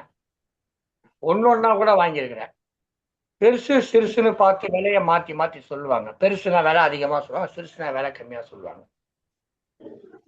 என்ன பண்றாங்க, தேங்காய் எடை போட்டு கொடுக்குறாங்க. எனக்கு தேங்காய் எடை போட்டு கொடுக்கறத பாக்குற போது எனக்கு ரொம்ப வேடிக்கையா இருக்குது. ஏன்னா தேங்காய் இல்லாம நான் எடை போடுவீங்க, அந்த அளவுக்கு ஆகிப்போச்சு நாட்டோட நிலைமை. அது எவ்வளவு, ஒரு தேங்காய் வாங்கணும்னா ஒரு சட்னி அரைக்கணும்னா முன்னாடி ஒரு 10 ரூபாவுக்கு தேங்காய் பத்து, ஒரு எளிய வீட்டுல, எளிய குடிமகன் வீட்டுல ஒரு 10 ரூபாவுக்கு தேங்காய் பத்தை வாங்கினாக்கா ஒரு 5 ரூபாய் உடச்சக்கல்ல, ஒரு 2 ரூபாய் பச்சை மிளகா, ஆக மொத்தம் ஒரு 15 ரூபாய் இருந்தா ஒரு சட்னி அரைச்சிடலாம். ஆனா இப்ப நீங்க சட்னி அரைக்கணும்னா குறைஞ்சபட்சம் 80 ரூபாய் வேண்டும். ஒரு தேங்காயோட 45 ரூபாய், 50 ரூபாய் ஒரு தேங்காயோட விலை. உடச்சக்கடலை வாங்கினா 30 ரூபாய். பச்சை மிளகாவை 100 கிராம்ன்றான். பச்சை மிளகாவை 5 ரூபாய் கொடு, 2 ரூபாய் கொடு, 10 ரூபாய் கொடு கேட்டு வாங்கினது போக பச்சை மிளகாவை எடை போட்டு தர்றான். இதெல்லாம் நம்மளால சகிக்கவே முடியல. ஒரு சட்னிக்கு 100 ரூபாய் செலவு பண்ணாக்கா ஒரு நாள் முழுவதும் போய் வேலை செஞ்சா அவங்களுக்கு கொடுக்குற கூலியே 100 ரூபாய் தானே. எப்படி சட்னி அரைக்கவே முடியும், அப்புறம் எப்படி இட்லி சுடுவான் என்ற ஒரு கேள்வியை கேட்காமல் கேட்டுவிட்டு சென்றிருக்கிறார் திருமதி அகிலா அவர்கள். அகிலமெல்லாம் சிந்திக்க வேண்டிய ஒரு கேள்வியை கேட்டிருக்கிறார் அகிலா. அகிலா என்பதிலே லா இருப்பதால் நல்ல லா பாயிண்டாக வைத்திருக்கிறார். அகிலத்திற்கு கேள்வி வைத்திருக்கிறார், லா பாயிண்டோடு கேள்விகளை வைத்திருக்கிறார். இப்படி தன்னுடைய வாதங்களை தன்னுடைய அணிக்கு மிகச் சிறப்பாக எடுத்து வைத்து சென்றிருக்கிறார். இவருடைய இந்த வாதங்களுக்கெல்லாம் பதில் சொல்லவும், தங்களுடைய அணியுடைய வாதங்களை எடுத்து சொல்லவும் அடுத்ததாக வருபவர் திருமதி சுமதி மோகன் அவர்கள். நெய்வேலியில் இருந்து இணைந்திருக்கிறார்கள். நிறைய நிகழ்ச்சிகளிலே பங்கேற்றவர்கள், நல்லதொரு கவிஞர், கதையாசிரியர், இப்படிப்பட்ட தன்மைகளோடு இருப்பவர். வாருங்கள் திருமதி சுமதி மோகன் அவர்களே. இவர் இந்த ஆண்டிலே என்னென்ன இன்பங்கள் எல்லாம் விளைந்தது என்று சொல்ல வருகிறார். வணக்கம் ஐயா. சங்க உங்களுடைய தமிழ் வாதங்கள். பூங்கா. வணக்கம். சங்க தமிழ் பூங்கா. வணக்கம் வணக்கம். சங்க தமிழ் பூங்காவின் நிறுவனர், மீசை வைத்து எனது தலைவர் நீலகண்ட தமிழன் ஐயா அவர்களுக்கும், இன்று எனது நிகழ்வில் பங்கேற்று பேச வந்திருக்கும் அனைத்து தோழிமார்களும், மழலை ரொம்ப ரொம்ப அதிகமா மீசையை குறைச்சிட்டேன். இன்னைக்கு போய் மீசை வச்சேன்னு சொல்றீங்க. மீசை வைத்த பாரதி ஐயா நீங்க. நல்லது ஒரு தலைப்பு. முதல்ல இன்னைக்குதான் கொஞ்சம் வலிக்கிற போது கொஞ்சம் அதிகமா போயிட்டு சொல்லிட்டு மொத்தமா எடுத்துட்டேன் மீசையை. இன்னைக்கு போட்டு மீசை வைத்தான்றீங்க. ஏமா மீசை மேல ஆசை வைத்தனால மீசையை இட்டமா இன்னைக்கு? சொல்லுங்க வாங்க. அனைவருக்கும் என் சிறந்தாழ்ந்த பணிவான வணக்கங்கள். அனைவருக்கும் எனது புத்தாண்டு நல்வாழ்த்துக்களை கூறி 2025ஆம் ஆண்டு இன்பம் தான் தந்தது என்ற தலைப்பில் வலியுறுத்தி பேச வந்துள்ளேன். தல்லா விலையிலும் தக்காரும் தாய் விழா செல்வமும் சேர்ந்தது நாடு என்றார் வள்ளுவர். ஐயா, ஒரு நாடு பொருளாதாரத்திலையும் சரி, விவசாயத்திலையும் சரி, வேலை வாய்ப்புகளும் சரி, எல்லாத்துலயும் தண்ணீரை நிறைஞ்சாதான் அந்த நாட்டுக்கு இன்பம் கிடைக்கும். ஒத்துக்கிறேன். இவங்க சொல்ற மாதிரி யாரு ஜெயலட்சுமி அம்மா சொன்னாங்க தங்க விளையாட்டத்தை பத்தி பேச சொன்னாங்க. எதுக்கு தங்கத்தை வாங்கி குமிக்கிறீங்க? தேவைக்கு செய்ய வேண்டியதானே. இப்ப ஐயா சொன்னாங்க பசிக்கு கூழ் கிடைச்சது போதும்னு சொல்லிட்டு. பசி நேரத்துல அந்த கூழ் கிடைச்சது பெரிய சந்தோஷமா ஏத்துக்கணும். அதை விட்டுட்டு பிரியாணிக்கு ஆசைப்பட்டா அப்புறம் இருக்கிறது போகத்தான் செய்யும். அதே மாதிரி தங்கத்தை தேவைக்கு வாங்கி சேமிக்கணும். தேவைக்கு அதிகமா நீங்க கள்ள மார்க்கெட்ல பதுக்கி வைக்கிறதுனாலதான் இன்னைக்கு தங்கத்தோட விலை இன்னைக்கு உச்சத்துல நிக்குது. அதுக்கடுத்து காற்று மாசு பத்தி சொன்னீங்க. காற்று மாசுக்கு என்ன காரணம்? அந்த காலத்துல கால்நடையா எங்க பார்த்தாலும் நடந்து போனாங்க. ஒரு வீட்டுக்கு 1-2 சைக்கிள் தான் இருக்கும். இன்னைக்கு ஒரு வீட்டுக்கு 4 காரு, 4 டூ வீலரு, 10 போறதுக்கு பேர் தெரியாத வண்டிகள்லாம் வாங்கி வச்சுட்டு இருந்தீங்கன்னா காற்று மாசு வராம என்ன பண்ண முடியும்? காசு இருக்குங்கிறதுக்காக எல்லா வண்டிகளையும் வாங்கி வீட்டுல சேமிச்சு வச்சுக்கிட்டு அப்புறம் காற்று மாசு வருதுன்னு சொன்னா யாரு மேல தப்பு? அடுத்து அகிலாமா சொன்னாங்க கூட்ட நெரிசல், அதனால வர விபத்துக்கள், உயிரிழப்புகள் பத்தி சொன்னாங்க. ஐயா சொன்ன மாதிரி ஒரு உயிரிழப்புங்கிறது புத்தாண்டு தினத்துல மட்டும் அல்லது புத்தாண்டு வருஷத்துல மட்டும் வர்றது கிடையாது. ஒரு குடும்பம் நல்லா இருந்தா ஒரு சமூகம் நல்லா இருக்கும். ஒரு சமூகம் நல்லா இருந்தா ஒரு நாடு நல்லா இருக்கும். ஒரு நாடு நல்லா இருந்தா உலகமே நல்லா இருக்கும். இது பொதுவான விதி, எல்லாத்துக்கும் தெரிஞ்சதுதான். நான் பெருசா சொல்லல. நீங்க எதுக்காக போய் கூட்டத்துல போய் சொல்றீங்க? அந்த கூட்டத்துல வயசானவங்க போக கூடாது, கர்ப்பிணி பெண்கள் வரக்கூடாது, பள்ளி மாணவர்கள் வரக்கூடாதுன்னு படிச்சு சொல்றாங்க. ஒரு 100 பேத்துக்கு 20 போலீஸ்காரங்க பாதுகாப்பு கொடுக்கலாம். 2000 பேத்துக்கு 20 பேர் போலீஸ் பாதுகாப்பு கொடுக்கணும்னா அது எந்த விதத்துல நியாயம்? யாரெல்லாம் இங்க கூட்டத்துக்கு வரக்கூடாதுன்னு சொல்றாங்களோ அவங்க எல்லாம் நீங்க வீட்டுக்கு தெரிஞ்சோ தெரியாமையே போய் இந்த கூட்டத்தை அட்டன் பண்றீங்க. அதனால வர விளைவுகள் தான் இந்த விபத்துகள். மத்தபடி உயிரிழப்புகள் இறைவனோட விதியின் விளையாட்டு. அது ஏத்துக்கிட்டு தான் ஆகணும். யாருமே 100 வருஷம் 200 வருஷம் வாழ போறது கிடையாது. இந்த நிமிஷம் நம்ம பேசிட்டு இருக்கோம், நாளைக்கு இல்லைன்னு சொன்னா அது ஒத்துக்கிட்டு தான் ஆகணும், வேற வழி இல்லை. பிறப்பும் இறப்பும் இறைவனோட நியதி. அதுக்காக புதுசா பிறக்கிற வருஷம் தான் எல்லாத்துக்கும் காரணம், இந்த ஏற்கனவே போன வருஷம் தான் இதுக்கெல்லாம் காரணம்னு சொன்னாக்கா அது முட்டாள்தனமான காரியம். ரெண்டாவது தவற எடுத்துக்காதீங்க முட்டாள்தனமா காரியம் சொன்னதுக்கு. ரெண்டாவது இயற்கை சீற்றங்கள் அதெல்லாம் பத்தி சொன்னாங்க. இது எதனால இயற்கை சீற்றங்கள் வந்தது? அன்னைக்கு ஒரு கூட்டு குடும்பமா இருந்தோம், விவசாயத்தை உண்டு பயிரிட்டு சாப்பிட்டோம், உடல் வருத்தி வேலை செஞ்சோம், நல்ல விஷயங்களை குடும்பத்துல சின்னவங்க பெரியவங்க சொல்லி கொடுத்தாங்க. அன்னைக்கு கூட்டு குடும்பம் எல்லாமே செதஞ்சு போச்சு. நல்லது கெட்டது சொல்லி தரதுக்கு வீட்டுல யாரும் ஆள் இல்லை, பெரியவங்களை யாரும் மதிக்கிறது கிடையாது. இயற்கையோட எழில இயற்கையா பாதுகாக்க தவறினதால வந்த விளைதான் இன்னைக்கு இயற்கை சீற்றங்கள். சுனாமியா, ஆழிப்பேரலையா, அந்த மாதிரி வெள்ள பிரச்சனைகளா, காற்று மாசா வர்றது காரணமே நம்ம இயற்கை வழியில இருந்து மீறி நம்ம நடக்கிற விஷயங்களாலதான் இந்த மாதிரி இயற்கை சீற்றங்கள்லாம் நடக்கிறதே என்னோட தாழ்மையான வாதம். அடுத்த விவாதத்துக்கு வர்றேன். இன்னைக்கு கூட்ட நெரிசல்ல சொல்றாங்க. இன்னைக்கு பாருங்க, டெல்லி, மும்பை எக்ஸ்பிரஸ், சூரத், கோலாப்பூர், இதுல இருந்து என்ன சென்னை, சேலம் போன்ற முக்கிய நெடுஞ்சாலைகளை 2025 பெரும் முன்னேற்றம் கண்டிருக்கிறது எக்ஸ்பிரஸ் ரயில்கள் மூலமாக, எக்ஸ்பிரஸ் சாலைகள் மூலமாக. நவி மும்பை எக்ஸ்பிரஸ் விமான நிலையம் 2025 மிக முக்கியமான நிகழ்வுகள்ல இது ஒண்ணு.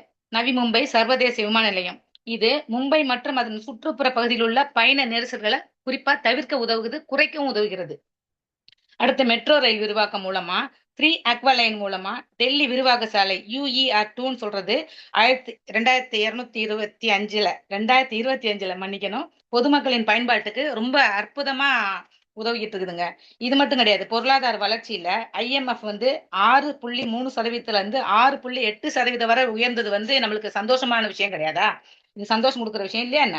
பணவீக்கத்துக்கு பாருங்க, 2025 பிற்பகுதியில பணவீக்கம் 1.9% இருந்து குறைந்த அளவு எட்டியிருந்தது. இன்னைக்கு விலைவாசி ஒரு சிறந்த நிலைத்தன்மைக்கு வந்திருக்கிறது. நம்ம பொருளாதார அளவுல உயர்ந்ததுக்கு ஒரு மிகப்பெரிய சான்றுங்க. அடுத்து சமூக மேம்பாடு அல்லது வேலை வாய்ப்பு பாருங்க. VP ராம்ஜி திட்டம் மூலமா வேலை வாய்ப்பை உறுதிப்படுத்தும் திட்டம் வகையில மகாத்மா காந்தி தேசிய ஊரக வேலை வாய்ப்பு திட்டத்திற்கு பதிலா புதிதாக இந்த சட்டம் கொண்டு வந்திருக்காங்க. இது ஆண்டுக்கு 125 நாட்கள் ஊதியத்தோட கூடிய வேலை வாய்ப்பை இளைஞர்களுக்கு தருது. இது நமக்கு சந்தோஷம் தரக்கூடிய விஷயமா தெரியலையா உங்களுக்கு? ஆயுஷ்மான் பாரத் இந்த திட்டத்தின் மூலமா 70 வயசுக்கு மேற்பட்ட ஓய்வூதியதாரர்கள், அதாவது 70 வயசுக்கு மேற்பட்ட முதியோர்களுக்கு 40 லட்சம் பேருக்கு அதுவும் உயர்தர மருத்துவ சிகிச்சை கொண்டு வந்திருக்காங்க இந்திய அரசு. இது நம்மளுக்கு சந்தோஷம் தரக்கூடிய விஷயம் இல்லையா? ஆற்றல் மிக்க டிஜிட்டல் திட்டம், பசுமை எரிசக்தி, சூரிய சக்தி மூலமா புதுப்பிக்கத்தக்க எரிசக்தி திட்டங்கள் இந்தியா பெரும் முதலீடுகளை செய்துள்ளது. அது முழுமையாக நகரமயமாக்கவும் இருக்கிறது. விக்ஷித் பாரத் 2047 என்ற திட்டத்தை நோக்கி இந்தியா முன்னேறிட்டு வர்றது நமக்கு சந்தோஷம் தரக்கூடிய விஷயமா இல்லையா? முக்கியமா மருத்துவத்துறையை பாருங்க, புரட்சிகரமான முன்னேற்றங்கள் மூலமா AI தொழில்நுட்பத்தின் மூலமா புற்றுநோய்க்கும் சரி, HIV பாசிட்டிவ் வியாதிக்கும் சரி, பெரிய அது மக்களை பாதுகாக்கும் நோக்கத்தோடு லெனாகா பாவிட் என்ற புதிய தடுப்பு மருந்து இந்தியாவுக்கு இந்திய அரசு அறிமுகப்படுத்தியுள்ளதுனால லட்சக்கணக்கான புற்றுநோய் நோயாளிகள் மற்றும் HIV நோயாளிகள் பாதுகாப்போட உயிர் வாழ்றதுக்கு அரசு உத்தரவாதம் கொடுக்கறதுக்கூடிய பெரிய முயற்சியை மேற்கொண்டு வர்றது நமக்கு இந்தியாவுக்கு கிடைச்ச மிகப்பெரிய வெற்றி கிடையாதா, சந்தோஷம் கிடையாதா? இது செயற்கை நுண்ணறிவு மூலமா நோய்களை ஆரம்ப கட்ட நிலையிலேயே, புற்றுநோய் மாதிரியான நோய்களை ஆரம்ப கட்ட நிலையிலேயே கண்டறிந்து அதுக்கு என்ன ட்ரீட்மெண்ட் கொடுக்குங்கிறத கிராமங்கள்ல, குறிப்பா கிராமங்கள்ல அந்த விஷயத்தை நோட் பண்ணுங்க. நகரமா கூட கிடையாது, நகரங்கள்ல இருந்து கிராமமயம் வரைக்கும் எல்லா மருத்துவ விஷயங்களும் கிராமத்திலையும் செயல்படுறதுக்கு இந்திய அரசு முன்னெச்சரிக்கை கொடுத்து இன்னைக்கு வெற்றிகரமா செயல்பட்டு வர்றது நம்மளுக்கு கிடைச்ச மிகப்பெரிய சந்தோஷம் கிடையாதா? வரி சலுகைகளையும் பார்த்தோன்னாக்க வருமான வரி சட்டத்துல கொண்டு வரப்பட்ட மாற்றங்கள், GST சீர்திருத்தங்கள் சாமானிய மக்களோட கையில இருந்து டிஸ்போசபிள் இன்கம் அதிகரிக்க வழிவகை செய்கிறது. இது நமக்கு பெரிய சந்தோஷம் கொடுக்கக்கூடிய விஷயம் கிடையாதா? அது மட்டும் இல்லைங்க, சுகாதாரம், ஓய்வூதியம், வேலை வாய்ப்பு, வீட்டு வசதி போன்ற துறைகள்ல அதிக கவனம் செலுத்தி 60 வயசுக்கு மேற்பட்டவங்களுக்கான புதிய அரசு நலத்திட்டங்களை இந்திய அரசு கொண்டு வந்தது நம்ம கொடுக்குற மிகப்பெரிய சந்தோஷமான விஷயம் கிடையாதா? இன்ப துன்பம் எல்லாம் கலந்துதாங்க வாழ்க்கை. ஒட்டுமொத்தமாவே துன்பத்தை மட்டுமே கோடிட்டு போயிட்டு இருந்தாக்கா குடும்பம்னாக்கா சந்தோஷமும் இருக்கும், துக்கமும் இருக்கு. அதுக்காக நான் இனிப்பை மட்டுமே சாப்பிட்டுட்டு இருப்பேன்னாக்கா யாருமே உயிர் வாழ முடியாது. நான் அட்வைஸா சொல்லல, நம்ம நாட்டுல இதுதான் நடந்துகிட்டு இருக்கு. அது மட்டும் கிடையாது, இன்னைக்கு கலைஞர் தமிழ்நாட்டை பொறுத்த வரைக்கும் பாத்தீங்கன்னா கலைஞர் மகளிர் உரிமை திட்டம் வந்திருக்குது. 100 நாள் திட்டத்துல இருந்து 125 நாள் வேலை திட்டம் கொண்டு வராங்க. மகளிர் விடுவெளி திட்டம் கொண்டு வராங்க. ராணுவத்துல வேலை செய்யற முன்னாள் ராணுவ குடும்பத்துல உள்ளவங்களுக்கு வேலை வாய்ப்பு வசதியோட 1 கோடி ரூபாய் கடன் உதவி கொடுத்து அவங்களுக்கு நிரந்தர வேலை வாய்ப்பு வசதி கொடுக்குறாங்க. 70 வயசுக்கு மேற்பட்ட உள்ளவங்களுக்கு ரேஷன் பொருட்கள் தான் வாரத்துக்கு சனி ஞாயிற்றுக்கிழமையில அவங்க வீட்டிலே கொண்டு வந்து தரதுக்கு இந்திய அரசு, தமிழக அரசு முயற்சி மேற்கொண்டு வருது. இதெல்லாம் நம்ம இந்தியாவுக்கு கிடைச்ச சந்தோஷமான விஷயங்கள் இல்லையா? இதெல்லாம் விட்டுட்டு நீங்க சும்மா விபத்துகள் நேரிடுது, இயற்கை காலச்சீற்றங்கள் நிகழ்துன்னா யாருனால வருது? இதெல்லாம் இயற்கை சீற்றங்களை நம்ம இயற்கையை மீறி நடக்கிறதுனால, இயற்கையை சீரழிச்சிட்டு இருக்கனால இந்த வினைதான். எல்லாத்துக்கும் மேல ஓட்டு கேட்க வரவங்கள்ட்ட நமக்கு பொறுப்பு இருக்குல்ல. இந்தியாவுக்கு இன்னைக்கு தலை நிமிர்ந்து நடக்கிறதுக்கு நம்மனும் ஒரு இந்திய பிரஜைங்கிற முறையில நமக்கு அந்த பொறுப்பு கடமை இருக்கு இல்லையா? சரியான நபரை சரியா நீங்க சூஸ் பண்ணி சரியான ஆளுக்கு ஓட்டு கொடுத்து பதவியில உட்காத்தி வச்சீங்கன்னாக்க ஏன் இந்த கொடுமையெல்லாம் நாட்டுல நடக்குது? எல்லா அரசியல், சமூக, பொருளாதாரம் தான் ஒரு நாட்டோட தலையெழுத்தை தீர்மானிக்கிற விஷயங்கள். அதை நம்ம காக்க தவறியதுனால வந்த விளைவுகளை தான் நம்ம அனுபவிச்சுட்டு இருக்கோம். அதனால எல்லா குற்றங்களுக்கும் வருஷங்களையோ நாட்களையோ குறை சொல்லி தவறே கிடையாது. அதனால நான் தவறு நம்ம கிட்ட இருக்கிற வரைக்கும் நம்மளுடைய தவறுகளை சரியான நபர்களை ஓட்டு எடுக்கிறது, சரியான பதவியில உட்காத்தி வச்சு நம்மளுடைய தவறை சரி செஞ்சுக்கிற மூலமா நம்மளுடைய தேவைகளை குறைத்துக் கொள்வதன் மூலமாக மனித நேயத்தோட எல்லாருக்கும் நல்ல விஷயங்களை பகிர்ந்துட்டு நல்லதோ கெட்டதோ எல்லாரும் ஒன்றிணைந்து செயல்பட்டு நல்ல விஷயங்களை பகிர்ந்துகிட்டு கெட்ட விஷயங்களை அவாய்ட் பண்றது மூலமாகவும் நம்மளுக்கு இந்தியால நிரந்தர சந்தோஷம் கிடைக்கும். அதுக்காக இயற்கை சீற்றழிவுகளையோ மனுஷங்களையோ காலநிலைகளையோ குறை சொல்லி தவறு இல்லை, அது பயனில்லாத விஷயம். இறுதியாக ஒண்ணு சொல்லிக்கிறேன். பொருளாதார வளர்ச்சி டிஜிட்டல் விஷயம் மூலமா இன்னைக்கு அந்த ஏகப்பட்ட இன்னைக்கு உங்கள்கிட்ட நான் பேசிட்டு இருக்கிற ஆன்லைன் இதுவே நம்மளுக்கு கிடைச்ச மிகப்பெரிய சந்தோஷமான விஷயம் கிடையாதா?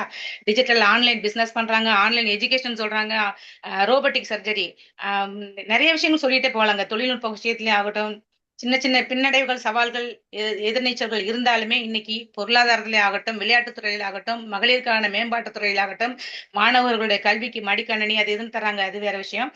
கல்வித்துறை ஆகட்டும், இளைஞர்களுக்கான வேலை வாய்ப்பு ஆக எல்லா துறைகளிலுமே இந்தியா இன்னைக்கு அபரிமிதமான வளர்ச்சி தான் அடைஞ்சிருக்குன்னு சொல்லி நல்லதொரு வாய்ப்பை தந்த அனைவருக்கும் நன்றி கூறி விடைபெறுகிறேன். நன்றி, வணக்கம். கட பேசினாங்க. என்ன ஒண்ணு எனக்கு ஒரு சின்ன ஐயப்பாடு வந்துருச்சுன்னா, நாம பட்டிமன்றம் தமிழ் நடத்துறோமா இல்லை ஹிந்தியில் நடத்துறோமான்னு எனக்கு ஒரு லேசான சந்தேகம் வந்துருச்சு. ஏன்னா அம்மா பேச்சு நிறைய ஹிந்தி வார்த்தை, ஆயுஷ்மான் பவன்றாங்க, என்னென்ன சொல்றாங்க. இப்ப நிறைய திட்டங்கள் இந்த திட்டங்கள் மகிழ்ச்சி. 100 நாள் வேலை வாய்ப்பு 125 நாளா மாத்தி இருக்கிறாங்க. ஆனா இன்னொரு பக்கத்துக்கு பணம் வரலன்னு சொல்றாங்க. அதுக்கு வர வேண்டிய பணம் வரலன்னு ஒரு பக்கம் சொல்லிக்கிட்டு இருக்காங்க. அதுக்குதான் சரியான ஆளை பார்த்து சரியான பதவியில உட்கார வைக்கணும்னு சொன்னேன். எலெக்ஷன் இப்படி வரிசையா சொல்லிக்கிட்டே போனாங்க. டிஜிட்டல் திட்டங்கள், டிஜிட்டலா பெருசா வாழ்ந்து போச்சு நாடு சொன்னாங்க. ஆமா, இந்த ஆண்டுல புதுசா டிஜிட்டல் மோசடி ஒண்ணு வந்துருச்சு. 26,000 ரூபாய் கட்டினா இவ்வளவு ரூபாய் வரும், அத்தனை கோடி வரும், இத்தனை கோடி வரும்னா சொன்னாங்க. கடைசியில் நாங்களாம் சொல்லலான்ட்டாங்க. இதுவும் நடந்திருக்குது, இந்த ஆண்டுலாம் நடந்திருக்குது. டிஜிட்டல தான் அந்த மோசடிகள் நடந்திருக்கு. அதே மாதிரி பார்த்தீங்கன்னா நிறைய செய்திகள் மருத்துவத்துறையில அழகா சொன்னாங்க. ஏஐ மூலமாக மருத்துவத்துல சிறப்பான முறையில் கொண்டாடப்பட்டிருக்குது. குறிப்பா புற்றுநோய் மருத்துவம் வளர்ந்துருக்குன்னு சொன்னாங்க.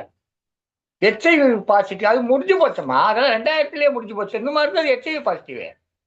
அது என்னம்மா அது எப்போ முடிஞ்சு போது, இப்போ HIV பாசிட்டிவ் பத்தி பேசுறீங்க? அப்ப இன்னும் முடியலையா? இன்னும் இருக்குது. மகிழ்ச்சி மகிழ்ச்சி, உங்க மூலமா அதை தெரிஞ்சுக்கிட்டேன், அந்த தகவலை தெரிஞ்சுக்கிட்டேன். நிறைய செய்திகள் சொன்னாங்க. ஆனா இந்த அவை ஒரு குறிப்பிட்ட ஒரு வார்த்தையை மட்டும் நீக்கி விடுகிறது. இந்த முட்டாள்தனமான காரியம் என்று சொல்ற ஒரு வார்த்தையை நாம வன்மையாக கண்டிக்கிற இந்த அவை சிந்திக்காமல் பேசுகிற பேச்சு என்று அதை நாம் எடுத்துக்கொள்கிறது. சிந்திக்காமல் பேசுகிற பேச்சு என்பதை அவர் இந்த மாதிரி சொல் பிறழ்ச்சியாக குறிவிட்டார் என்று நாம் அதை எடுத்துக்கிறோம். மிகச் சிறப்பான கருத்துக்களை தன்னுடைய அணியினுடைய சார்பில் வைத்தாரு. நிறைய நலத்திட்டங்களை சொன்னாங்க. அதே மாதிரி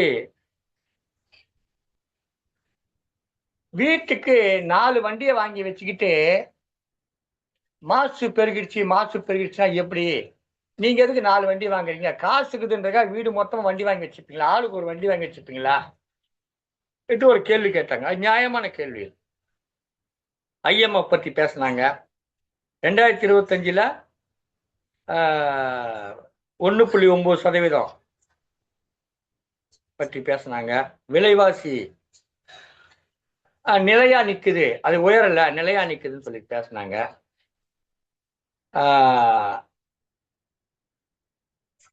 சிறப்பான கருத்துக்களை எடுத்து வச்சாங்க.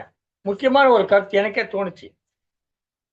கரூர்ல ஒருத்தர் வந்தாரு, அவர் ஓட்டு கேட்கறதுக்கு வந்தாரு.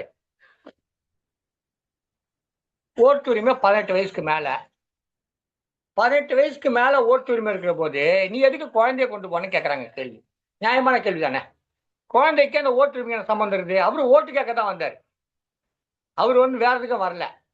அவருடைய அரசியல் கட்சி அந்த கட்சிக்கு ஓட்டு கேட்க வந்த போது அந்த இடத்துக்கு குழந்தைங்க சின்ன பசங்க எதுக்கு கூப்பிட்டு போனீங்க? ஓட்டு போடுறதுக்கே வயசானவங்க நீங்க வாக்குச்சாவடிக்கு வர வேண்டாம்னு சொல்லிட்டு வீட்டுல உங்ககிட்ட ஓட்டு வாங்கிட்டு போறாங்க. அப்படி இருக்க போது நீங்க எதுக்கு அந்த கூட்டத்துக்கு போனீங்க? ஏன் கூட்ட நெரிசலுக்கு போனீங்க? அரசால ஒரு அளவுக்கு தான் கட்டுப்படுத்த முடியும். அந்த கட்டுப்பாடு மீறிய கூட்டத்தை ஏன் உருவாக்குகிறீர்கள்? நீங்கள் அவர் வாக்கு கேட்டு வந்தார, அவர் வாக்கு போடுறதா வாக்கு போடுங்க, இல்லை செய்தியை கேளுங்க. வாக்குரிமை பெற்றவங்க போங்க, வாக்குரிமை பெறாதவர்கள் ஏன் போனீர்கள்? நீங்கள் உங்கள் குழந்தைகளை அழைத்துக் கொண்டு நடிகரை பார்க்க போனீங்களே தவிர அரசியலுக்காக போகவில்லை. எனவே இது உங்களுடைய குற்றம். இது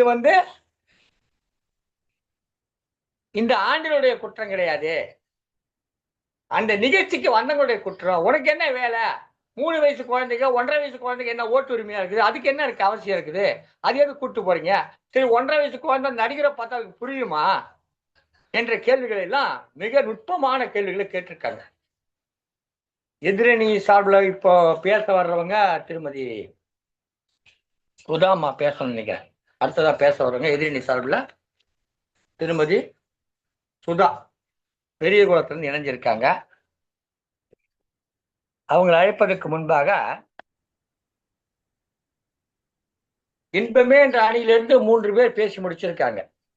தங்களுடைய கருத்துக்களை எல்லாம் சொல்லியிருக்காங்க. அதுக்கெல்லாம் மறுப்பு சொல்கிற வகையில திருமதி சுதா அழகர்சாமி அவர்கள் பெரிய குளத்திலிருந்து இணைந்திருக்கிறார்கள். பள்ளியிலே தலைமை ஆசிரியராக இருந்து ஓய்வு பெற்றவர்கள். பள்ளியிலிருந்து ஓய்வு பெற்றாலும் கூட இலக்கிய துறையிலும் அந்த பள்ளி மாணவர்களுக்காக சிறுவர்களை வைத்து நடத்துகிற நிகழ்ச்சிகளை தன்னை முழுமையாக ஈடுபடுத்திக்கிட்டதுலையும் சற்றும் ஓய்வு பெறாமல் தொடர்ந்து செயலாற்றி கொண்டிருப்பவர் திருமதி சுதா அவர்கள். அம்மையாரை இப்பொழுது அழைக்கிறேன். வாருங்கள் அம்மா, வாருங்கள். அனைவருக்கும் இனிய மாலை வணக்கம். வணக்கம். அதாவது இன்பமா துன்பமா, இன்பத்தை பத்தி எல்லாரும் பேசிட்டாங்க. இப்ப துன்பத்துல நான் என்ன பேச போறேன்னா, இழப்பு. ஒரு குடும்பத்துல இழப்புன்னு ஒண்ணு வந்துட்டா அவங்களுக்கு எவ்வளவு ஒரு இதா இருக்கும். ஒரு கணவனை இறந்தாரோ, இல்ல மனைவி இழந்தாலோ, அல்லது குழந்தைகள் அதாவது தகாத உறவுகளால் தீய பழக்க வழக்கங்களால் இறந்தாலோ, அந்த தாய் தந்தை அந்த குடும்பம் உற்றார் எவ்வளவு ஏசல் பேசு அவ்வளவு ஒரு இதா இருக்கும். அந்த இழப்பை பத்தி நான் இப்ப பேச வரேன். இப்ப திருமலை திருப்பதி தேவஸ்தானத்துல என்ன சொன்னாங்க அப்படின்னா, வைகுண்ட ஏகாதேசிக்கு 1000 டிக்கெட்டு ஃப்ரீ டிக்கெட் நாங்க தர்றோம் அப்படின்னு, இலவச டிக்கெட் தர்றோம் அப்படின்னாங்க. உடனே நம்ம மக்கள் என்ன செஞ்சிருக்கணும், உடனே நான் போய் வாங்கணும், நீ போய் வாங்கணும் முட்டி அடிச்சு 6 பேரு அந்த இடத்துல உயிரிழந்துட்டாங்க. 30க்கு மேற்பட்டவங்க காயமடைஞ்சிட்டாங்க. இது ஒரு இழப்பு. அதாவது கோயில்ல போய் நம்ம சாமி கும்பிட்டுட்டு போவோம் வருவோம் அப்படின்ற ஒரு எண்ணத்தோட போனவங்க உயிர் இழந்துட்டாங்க. இது ஒரு இழப்பு. எல்லாருக்கும் திட்டமிடல் வேணும், உணர்வு வேணும். நான் நீனு போட்டி போட்டுட்டு போனதுனால ஏற்பட்ட ஒரு விபத்து. அதே மாதிரி நமது நாட்டோட முதுகெலும்புதான் விவசாயி. அந்த விவசாயம் ரொம்ப அழிஞ்சு போயிட்டு வருது. இப்ப விண்வெளியில இருக்கிறவனும் சரி, பூமியில இருக்கிறவனும் சரி, எல்லாருக்கும் உணவு எங்க இருந்து போகுது? விவசாயம் செஞ்சாதான் உணவு கிடைக்கும். அந்த விவசாயத்தை நம்ம என்ன செய்யணும், நம்ம வளர்க்கணும். விவசாயம் வளர்த்தோம் அப்படின்னா எல்லாருக்கும் உணவு கிடைக்கும். எல்லாரும் படிச்சு ஐடி கம்பெனில வேலை பார்த்து கை நிறைய சம்பாரிச்சவன் எல்லாம் சென்னையிலயோ நகரங்களில குடியிருக்கும் போது உழவன் உழவு செஞ்சாதான் நமக்கு வயிற்றுக்கு சோறு கிடைக்கும் அப்படின்ற ஒரு இதை நம்ம வளர்க்கணும். இப்ப மத கலவரத்தினால நிறைய அழிவு ஏற்படுது. தலைவன் பேசாம இருப்பான், இந்த தொண்டன் என்ன செய்வான், என் கட்சிக்குல நான் அந்த சமயத்தை சேர்ந்தவன், இந்து மதத்தை சேர்ந்தவன், நான் கிறிஸ்டின் மதத்தை சேர்ந்தவன், நான் இஸ்லாமிய மதத்தை சேர்ந்தவன் சொல்லி நமக்குள்ள என்ன செய்யணும், சச்சரவு போட்டி. இதனால நிறைய பேரழிவு ஏற்படுது. ஊரே ரெண்டு பட்டு போயிருது. அதாவது இதுக்கு ஒரு சின்ன கதை சொல்றையா. அதாவது ஒரு புறா இருக்கு, தாய் புறா இருக்கு, அம்மா புறா தாய் புறா 2 பேர் இருக்காங்க. 2 பேரும் எங்க உட்காந்துருக்காங்கன்னா நம்ம இந்து கோயில்ல உட்காந்துருக்காங்க. இந்து கோயில்ல உட்கார்ந்துட்டு இருக்கும்போது, நான் கும்பாபிஷேகம் பண்றேன், நான் வண்ணம் திட்டுறேன் அப்படின்னு சொல்லவும் அந்த பறவை பறந்துட்டு போய் தேவாலயத்துல உட்காந்துச்சு. தேவாலயத்துல உட்காரவும் அவங்க நாங்க துப்புரப்படுத்துறோம், எங்களுக்கு கிறிஸ்துமஸ் வருது, நாங்க வண்ணம் அடிக்க போறோம். அது என்ன செஞ்சு அந்த பறவை போய் இஸ்லாமிய கோயில்ல மசூதியில உட்காந்துச்சு. மசூதியில ரம்ஜான் வருது, நாங்க நோம்பு நோக்க போறோம், நாங்க வானொலி எல்லாம் கட்ட போறோம் அப்படின்னவும் அது என்ன செஞ்சுச்சு, ஓடி வந்துருச்சு. 2 பேர் இருக்காங்க. அவங்க தாய் புறா குஞ்சுகிட்ட சொல்லுது, என்னப்பா நம்ம இந்துக்கள்ல கோயில்ல போய் உட்காந்து நம்ம புறாவாத்தான் இருக்கோம், நம்ம மசூதியில போய் உட்காந்து நம்ம புறாவாத்தான் இருக்கோம், நம்ம தேவாலயத்துல போய் உட்காந்து நமக்கு பேர் மாறுதா? இல்ல. ஆனா இங்க பாருங்க, கீழே அந்த மனிதர்கள் ஒருத்தருக்கு ஒருத்தர் அடிச்சுக்கிட்டு, ஏன் மதம் பெருசு, ஓ மதம் பெருசு, ஓ மதம் பெருசு அப்படின்னு 3 பேரும் சண்டை ஓட்டுட்டு மனிதர்கள் தான் அவங்க பேரு இல்லாம மாத்திக்கிட்டு இருக்காங்க. நம்ம எங்க இருந்தாலும் நம்மளோட நிலைப்பாடு ஒரே மாதிரியா தான் இருக்கு, நம்ம புறாவாத்தான் இருக்கும் அப்படின்னு சொல்றாங்க. அப்ப நம்ம தான் என்ன செய்யறோம், சமுதாய சீர்கேடுகளை உருவாக்குறோம். அடுத்து தெலுங்கானால சைலம்ல ஸ்ரீ சைலம்ன்ற இடத்துல சுரங்க விபத்து ஏற்படுது. அப்போ 8 பேர் உயிரிழந்துடுறாங்க. அந்த உயிரிழந்தவங்களை உடனே எடுக்க முடியல. நீண்ட நாள் போராட்டத்துக்கு பிறகுதான் அந்த உயிரை மீட்டு எடுக்கிறாங்க. குஜராத் தொழிற்சாலையில பாய்லர் வெடித்து 11 பேரு இறந்துடுறாங்க. இதெல்லாம் இந்த ஆண்டு நடந்த துக்க நிகழ்வுகள். அடுத்து பெங்களூர்ல IPL கிரிக்கெட்டு நல்லபடியா வெற்றி அடைஞ்சிருச்சு. அவங்க நீண்ட நாள் ஆசை, நம்ம நல்லா கொண்டாடணும். ஆனா சரியான திட்டமிடல் இல்லாதனால அந்த இதுல 11 பேர் உயிரிழப்பு ஏற்பட்டுருச்சு. அதாவது சந்தோஷம் துக்கமா மாறிடுச்சு. 47 பேர் படுகாயம் அடைஞ்சிட்டாங்க. கட்டடத்துல மோதி பயணிகள் விமானம் இதுக்கு என்னது உள்ளாயிடுச்சு, சேதமாயிடுச்சு. மேக வெடிப்புனால 65 உயிரிழப்பு கொல்கத்தால ஏற்பட்டுருச்சு. 9 பேர் பஞ்சாப்ல வெள்ளத்தால 100க்கு மேற்பட்ட பேர் ஏற்பட்டுருச்சு. இந்த வெள்ளம் ஏற்பட்டதுனால விவசாயம் ரொம்ப பாதிச்சிருச்சு. பீகார்ல பீகார் மாநிலத்தவனோட அதாவது அந்த கொடூரமான செயல்னால 10ஆம் வகுப்பு படிக்கக்கூடிய ஒரு மாணவிக்கு பாலியல் தொல்லை ஏற்பட்டு அது ரொம்ப ஒரு வன்முறையாக கண்டிக்கத்தக்க உள்ளது. இந்த பாலியல் கொடுமை உலகத்துல தமிழ்நாடு மட்டும் இல்ல, இந்தியா முழுவதும் இல்ல, உலகளாவிய ரொம்ப ஒரு வன்மையாக கண்டிக்கத்தக்கது. நிறைய சாலை விபத்துகள் ஏற்பட்டது. இப்போ கிறிஸ்துமஸ் அன்னைக்கு கூட இன்றைய செய்தி என்னன்னா, கால் தடுக்கி ஒரு மூதாட்டி கீழே விழுந்துட்டாங்க, உடனே வண்டி ஏறி போச்சு. இன்றைய செய்தி அது விபத்து ஏற்படுது. திருவள்ளுவர்ல பள்ளிப்பட்டுன்ற இடத்துல குடிநீரை சாக்கடை தண்ணீர் கலந்து 2 பேரு இன்று இறந்திருக்காங்க. கணவன் முன்னாடியே மனைவி வந்து படுகாயம் அடைஞ்சு இடையில பைக்காரன் வந்து அடிச்சு இறந்துட்டான்.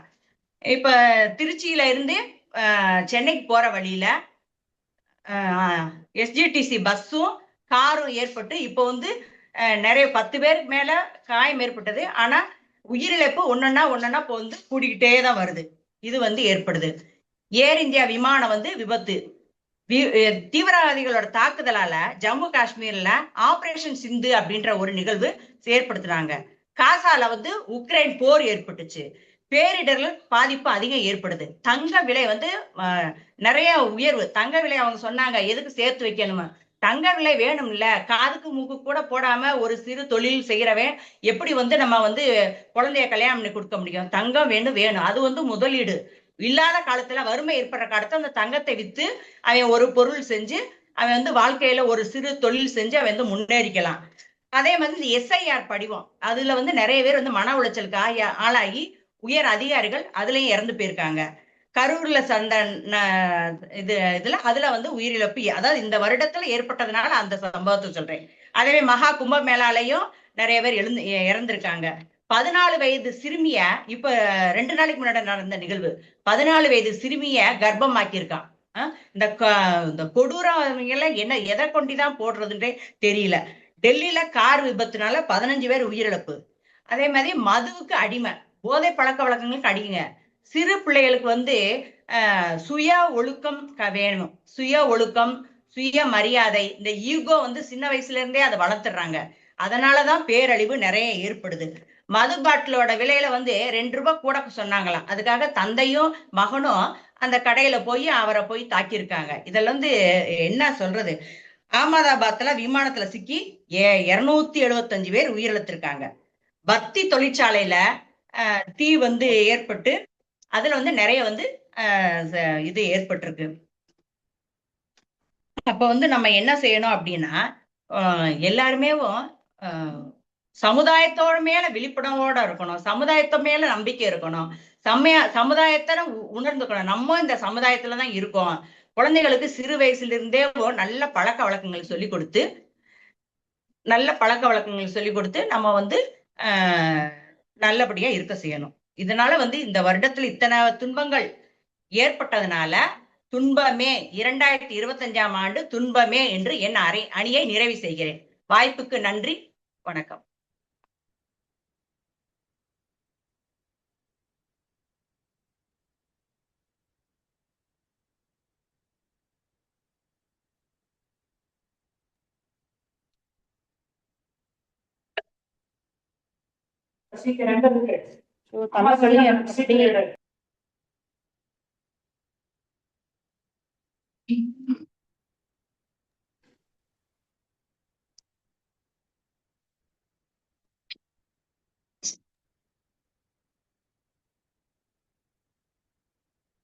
ஐயா மைக் அன்மியூட் பண்ணுங்க.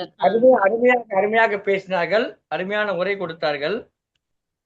ஆனா என்ன ஒண்ணுன்னா, கால் தடிக்கு விழுறதெல்லாம் வந்து கணக்குல எடுத்துக்கலாமா அப்படின்னு தெரியல. கால் தடிக்கு விழுறது எல்லா வருஷம் தான் கால் தடிக்கு விழுறாங்க, எல்லா வருஷம் சரிக்கு விழுறாங்க. வாழைப்பழ தோலில் சரிக்கு விழுந்ததால் துன்பம் ஏற்பட்டது இந்த ஆண்டுல. அப்ப போன வருஷம் தான் வாழைப்பழ தோல்ல சரிக்கு விழலையா? எனவே அதெல்லாம் வந்து ஆண்டுதோறும் நடக்கிறதா அது. அதையெல்லாம் நம்ம பஸ்கார் மோதல், பேருந்தும் காரம் மோதிச்சு, அதுல உயிரிழப்பு, காயம் ஏற்பட்டு பிறகு ஒவ்வொன்றா உயிரிழப்பு கூடுது எல்லாம் சொன்னாங்க, நிறைய சொன்னாங்க. அதுல வந்து முக்கியமா 14 வயது சிறுமி கர்ப்பமாக இருந்தது. இது ரொம்ப கொடுமையான ஒரு செய்தி. ஒரு சின்ன குழந்தை, அந்த குழந்தைகிட்ட போய் பாலியல் வன்புணர்வு செய்திருக்கிறார்கள் என்பதெல்லாம் ரொம்ப ஏற்றுக்கொள்ள முடியாதாக இருக்குது. அதே மாதிரி 10ஆம் வகுப்பு படிக்கிற மாணவி பீகார்ல, அதெல்லாம் ஏற்றுக்கொள்ளவே முடியாது. இது வந்து மனித மனங்களுடைய வக்கரம் அதிகமாகிட்டே போயிடுது. அதே மாதிரி அந்த புறா கதை, ஒன்று அழகான புறா கதையை சொன்னாங்க. அந்த புறா கதையில அம்மா ஒரு நல்ல கருத்தை சொன்னாங்க. புறா வந்து கோயில் இருக்குது, அங்க வேலை செய்யறதுக்கு ஆள் வந்ததுனால அங்கிருந்து மசூதிக்கு போச்சு, மசூதியிலிருந்து மாதா கோயிலுக்கு போச்சு. அப்ப புறாவோட குழந்தை குட்டி புறா கேட்டது, ஏம்மா நாம ஒவ்வொரு கோயிலா மாறிக்கிட்டே இருக்கோம், நாம புறாவே இருக்கிறோம், ஆனா இந்த மனிதர்கள் மட்டும் கோயில் மாறுற போது ஏம்மா மதத்துல வந்துடுறாங்க. அதுதான் அழகா ஒரு பாடல் உண்டு. மனிதன் மாறிவிட்டான், மதத்தில் ஏறிவிட்டான். மனிதன் மதத்தில் ஏறிட்டான். மனிதன் மனிதனாக இல்லை, மதவாதியாக இருக்கிறான். நமக்கு இந்த விண்ணப்ப படிவங்கள்லாம் பூர்த்தி செய்வாங்க. அப்ப எனக்கு ஒரு வாய்ப்பு கிடைச்ச போது என்ன பண்ணேன், நிறைய கேள்வி கேட்டிருந்தாங்க. மனிதன் போட்டேன். அப்ப நாங்களாம் மனிதன் இல்லையான்னு கேட்டார் அவரு. நாங்களாம் மனிதன், எல்லாரும் மனிதர்களா, நீங்க உங்க மதத்தை போடுங்கன்னு. பாருங்க, மதம் என்பது நான் விரும்பினாலும் விரும்பாவிட்டாலும் நீ போட்டுத்தான் ஆக வேண்டும், நீ ஏதோ ஒரு மதத்தை சார்ந்துதான் இருக்க வேண்டும் என்கிற கட்டாயம் இந்தியாவில் தொட்டு இருக்கிறது. அது மாறவே இல்லை. இந்த ஆண்டும் மாறவில்லை, சென்ற ஆண்டும் இருந்தது, இந்த ஆண்டும் இருக்கிறது. அடுத்த ஆண்டாவது மாறுமா என்று தெரியவில்லை. எனவே இந்த மாதிரியான மத கலவரங்கள், தெலுங்கானாவில் ஏற்பட்ட உயிரிழப்பு, ஸ்ரீசைலத்தில், இப்படி நிறைய செய்திகளை எல்லாம் அடுக்கினார்கள் திருமதி சுதா அவர்கள். இப்போ இந்த 2 அணியின் சார்பிலையும் அந்தந்த அணியினுடைய தலைமை தாங்கி இருக்கக்கூடியவர்கள் பேச வருகிறார்கள். பட்டிமன்ற மரபுப்படி இரண்டாவதாக தொடர் நான் பேசிய அணியினுடைய தலைமை பொறுப்பேற்றக்கூடிய திருமதி தேனி ஜெயலட்சுமி அவர்கள் தனது அணியினுடைய சாரத்தை எல்லாம் தொகுத்து வாதத்தை நிறைவு செய்வதற்காக வருகிறார்கள். வாருங்கள் திருமதி ஜெயலட்சுமி அவர்களே, உங்களுடைய அணியினுடைய முத்தாய்ப்பான கருத்துக்களை எடுத்துக் கூறுமாறு அன்போடு கேட்டுக்கொள்கிறேன். பாருங்கள். அவைக்கு மீண்டும் வணக்கம். அதாவது 2025ஆம் ஆண்டு இந்திய மக்களுக்கு அளித்தது துன்பம்ங்கிற கருத்தை வலுப்படுத்தி சொல்றதா, இல்ல இன்பமேன்னு சொன்ன அந்த எதிரணியினர் எவ்வளவு ஒரு முரணான கருத்துக்களை சொல்லிட்டு போனாங்களே, அதுக்கான கருத்துக்களை நான் சொல்றதாங்கிற அளவுக்கு முரணான கருத்துக்களை தான் எதிரணியினர் சொல்லியிருக்காங்க. ஒவ்வொரு பாயிண்ட்டுக்கா வருவோம். முதல்ல பாத்தீங்கன்னா செல்வி யோகஸ்ரீ அவங்க, அந்த குழந்தை ஓடி விளையாடு பாப்பா அப்படின்னு ஆரம்பிச்சு விளையாட்டு மூலமா 2025ல நல்ல சாதனைகளை எட்டுனதா சொன்னாங்க. பாவம், சின்ன குழந்தை, இன்னும் நிறைய விஷயங்களை தெரிஞ்சுக்கணும். 2025இல் இந்திய கால்பந்து அணி ஹாங்காங், தாய்லாந்து அணிகள்கிட்ட தோற்று போய், அதனால நம்ம இந்தியாவோட தரவரிசை 9 ஆண்டுகள்ல இல்லாத அளவுக்கு 133வது இடத்துக்கு சரிந்து விட்டது. எப்ப? 2025ல தான் இந்த சரிவு ஏற்பட்டிருக்கு. அதே மாதிரி கிரிக்கெட்ல பாத்தீங்கன்னா ஆஸ்திரேலியாவுல பார்டர் கவாஸ்கர்ங்கிற கோப்பையை 10 வருஷங்களுக்கு பிறகு 2025இல் இந்தியா இழந்து விட்டது. இப்ப என்ன சொல்றீங்க? விளையாட்டுத்துறையில நம்ம இந்தியா தொடர்ந்து சாதனை பண்ணதுன்னு சொல்ல முடியுமா? 2025இல் இந்த மாதிரி நிறைய சரிவுகளை இந்தியா சந்தித்தது. அடுத்து சொன்னாங்க துன்பத்தை இன்பமாக கருத வேண்டும் அப்படின்னு. நல்ல பாயிண்ட் தான், நல்ல விஷயம்தான். நாங்க வேணானா சொல்றோம். போதுங்கிற மனசு பொன் செய்யும் மருந்துன்னு சொன்னாங்க. உண்மைதான் யோகஸ்ரீ, நாங்களும் போதும் தான் நினைக்கிறோம். டிக்பா புயலை போதும்னு தான் நினைக்கிறோம். விலைவாசி உயர்வை போதும் தான் நினைக்கிறோம். நோயின் தாக்கத்தை போதும்னு தான் நினைக்கிறோம். ஆனா எங்க நாங்க வேணும்னா கேட்கிறோம், அதுவா தானே வந்துகிட்டு இருக்கு. அடுத்து ஒரு பாயிண்ட் சொன்னாங்க, மகளிர் உதவித்தொகையை பத்தி சொன்னாங்க. ஆமா, மகளிர் உதவித்தொகை 1000 ரூபாய் கொடுக்கறாங்க. எதுக்காக கொடுக்கறாங்க? அவங்க திறந்து வச்ச மதுக்கடையில வியாபாரம் நடக்கணும்ல. எத்தனை குடும்பங்கள்ல மண்டை உடையுது தெரியுமா? பெண்கள் 1000 ரூபாயை வாங்கிட்டு நிம்மதியா இருக்க முடியுதா வீட்டுல? ஆண்கள் என்ன பண்றாங்க? அவங்கள்ட்ட சண்டை போட்டு அந்த 1000 ரூபாயை வாங்கிட்டு போய் மதுக்கடைக்கு போறாங்க. வள்ளுவர் என்ன சொல்லி இருக்காரு? அதாவது கையறியாமை உடைத்தே பொருள் கொடுத்து மெய்யறியாமை குழல்ங்கிறாரு. ஒரு பொருளை கொடுத்து, அதாவது நம்ம காசை கொடுத்து நம்ம உடம்ப கெடுக்கிற கள்ள குடிக்கிறது ஒரு ஒழுக்கமற்ற மூடச் செயல்னு சொல்றாரு. ஆனா இந்த 2025ல மதுக்கடைகள் மூலம் ஏற்பட்ட வருமானம் மட்டும் எவ்வளவு அரசுக்கு? அது எதனால் அந்த வருமானம்? அவங்களுக்கு 1000 ரூபாய் தாராளமா ஆண்களுக்கு கிடைக்கணும்னா பெண்களுக்கு மகளிர் உதவித்தொகை 1000 ரூபாய் கொடுத்தாதானே கிடைக்கும். அதனாலதானே கொடுக்கறாங்க. இதை யோசிச்சு பாருங்க. அடுத்தது நம்ம சுமதி அம்மா சொன்னாங்க, தங்கம் விலை ஏன் கூடுது, தங்கத்தை ஏன் வாங்கணும்னு நினைக்கிறீங்க அப்படின்னு கேட்டாங்க. தங்கம் விலை கூடுறது தங்கத்தை வாங்க முடியாம வருத்தப்படுறதுக்காக மட்டும் நான் சொல்லல. ஏன் தங்கம் விலை கூடுதுன்னு சிந்திச்சு பாருங்க.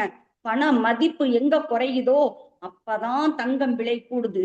பணம் மதிப்பு எப்ப குறையுதோ அப்ப விலைவாசி கூடுதுங்கிறது மறைமுகமான ஒரு டேர்ன். பணத்தின் மதிப்பு குறையுதுன்னா விலைவாசி கூடுதுன்னு அர்த்தம். இதனாலதான் நாங்க வருத்தப்படுறோம். ஒரு பண்ணுக்கு விலைய குறைச்ச கவர்மெண்ட் ஜாம் வச்ச பண்ணுக்கு விலைய கூட்டி இருக்காங்க. ஒரு பேப்பருக்கு விலைய கூட்டின கவர்மெண்ட் நோட்டுக்கு விலைய குறைச்சிருக்காங்க. கார் விலையெல்லாம் குறைச்சிருக்காங்க. ஆமாங்க, அன்றாட காட்சிகள்லாம் இன்னைக்கு கார்ல போறது மட்டும்தான் கம்மியா இருக்குது. கார் விலை ரொம்ப ரொம்ப அவசியம், அதை குறைச்சிருக்காங்க. அத்தியாவசிய பொருட்களோட விலைய கூட்டி இருக்காங்க. ஒவ்வொரு கூட்டு குடும்பமும் இருந்தா மாசு ஏற்படாதுன்னு சொல்றாங்க. பாவம் சுமதி அம்மா தலைப்பை இன்னும் உள்வாங்கல போல. கூட்டு குடும்பத்தினால் இன்பமா துன்பமாங்கிறது தலைப்பு அல்ல.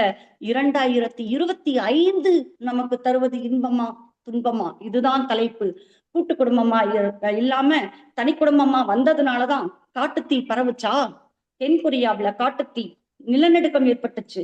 திபெத்துல, மியான்மர்ல, தாய்லாந்துல, ஆப்கானிஸ்தான், ஒவ்வொரு மூளை முடுக்கையும் எந்த நாட்டையும் விட்டு வைக்காம நாடே நடுங்கிக்கிட்டு இருக்கு நிலநடுக்கத்தினாலனா. அவங்க கூட்டு குடும்பமா இருந்திருந்தா நிலநடுக்கம் ஏற்படாமல் போயிருக்குமா? 2020 எப்படி ஒரு கொரோனா தொற்று ஆண்டுன்னு சொன்னமோ அந்த மாதிரி 2025 ஒரு புயல் ஆண்டுன்னு சொல்லலாம். டிக்பா புயல், இந்த வார்த்தையை கேட்டாவே இன்னைக்கு இலங்கை நடுங்கும். அந்த அளவுக்கு பாதிச்சிருக்காங்க. நிலச்சரிவு, வெள்ளம் காரணமா 300க்கும் மேற்பட்டோர் உயிரிழந்திருக்காங்க. கலிபோர்னியால காட்டுத்தீ, பேட்டக்காரனையே அடிச்சுட்டாங்கப்பா அப்படிங்கிற வசனத்துக்கு ஏற்ப வல்லரசுகளின் தலையாய நாடாக அறியப்படும் அமெரிக்காவிலதான் இந்த காட்டுத்தீ, இந்த பேரிடர் அமெரிக்காவை தான் அமெரிக்க நாடுதான் சந்திச்சது. இந்த பேரிடரினால் 441 பேர் இறந்து விட்டார்கள். அதே மாதிரி அடுத்த ஒரு விஷயம் சொன்னாங்க. ரயில்வே எப்படி முன்னேறிக்கிட்டு இருக்குன்னு. ஒரே ஒரு விஷயம் சொல்றேன். இந்த 2025 மட்டும் ரயில்வே கட்டண உயர்வு 5 ரூபாயில இருந்து 45 ரூபாய் வரைக்கும் ஏத்திருக்காங்க. சாதாரண மக்கள் ரொம்ப விருப்பத்தோட பயணிக்கிற அந்த ரயில்வே கட்டணமும் விட்டு வைக்கல. வருமான வரியினால சேமிப்புங்கிற ஒரு டாபிக்கே நம்ம இன்னைக்கு மறந்துட்டோம். எல்ஐசி, பிஎஃப், இப்படி எந்த விஷயத்தையும் நம்ம யோசிக்காத அளவுக்கு நமக்கு வருமான வரியை போட்டுட்டு இருக்காங்க. இன்னொரு விஷயம் சொன்னாங்க, 65 வயசுக்கு மேல ரேஷன் பொருட்களை வீடு தேடி கொண்டு வந்து தர்றதா சொன்னாங்களே, அவங்களுக்கு நான் ஒரு விஷயத்த சொல்லட்டுமா? ஆண் பெண் 2 பேருக்கும் 65 வயசுக்கு மேல இருந்தா மட்டும்தான் வீடு தேடி ரேஷன் பொருட்கள் வரும்.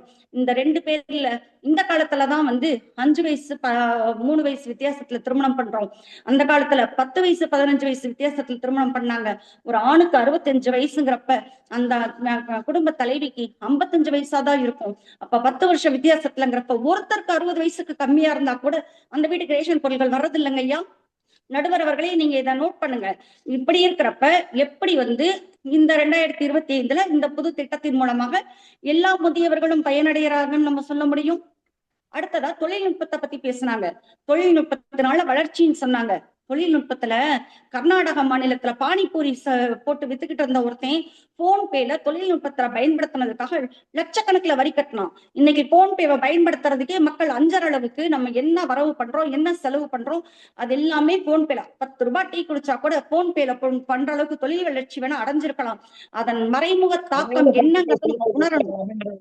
இந்த வளர்ச்சி அடுத்ததாக அணியினுடைய அடுத்த அணியிலிருந்து பேச வருகிறார்கள். இன்பமே என்கிற அணியிலே முத்தாய்ப்பு பேச்சு பேசுவதற்காக திருமதி உமா மகேஸ்வரி அவர்கள் வருகிறார்கள். வாருங்கள் திருமதி உமா மகேஸ்வரி அவர்களே, உங்கள் கருத்துக்களை வைத்து இந்த பட்டிமன்றத்துடைய வாதங்களை நிறைவு செய்யுங்கள். வணக்கம். வாருங்கள். அவைக்கு மீண்டும் எனது வணக்கங்கள். எதிரணியில் தலைவி ஜெயலட்சுமி அம்மா அவர்கள் நிறைய எதிர்கருத்துக்களை கூறினார்.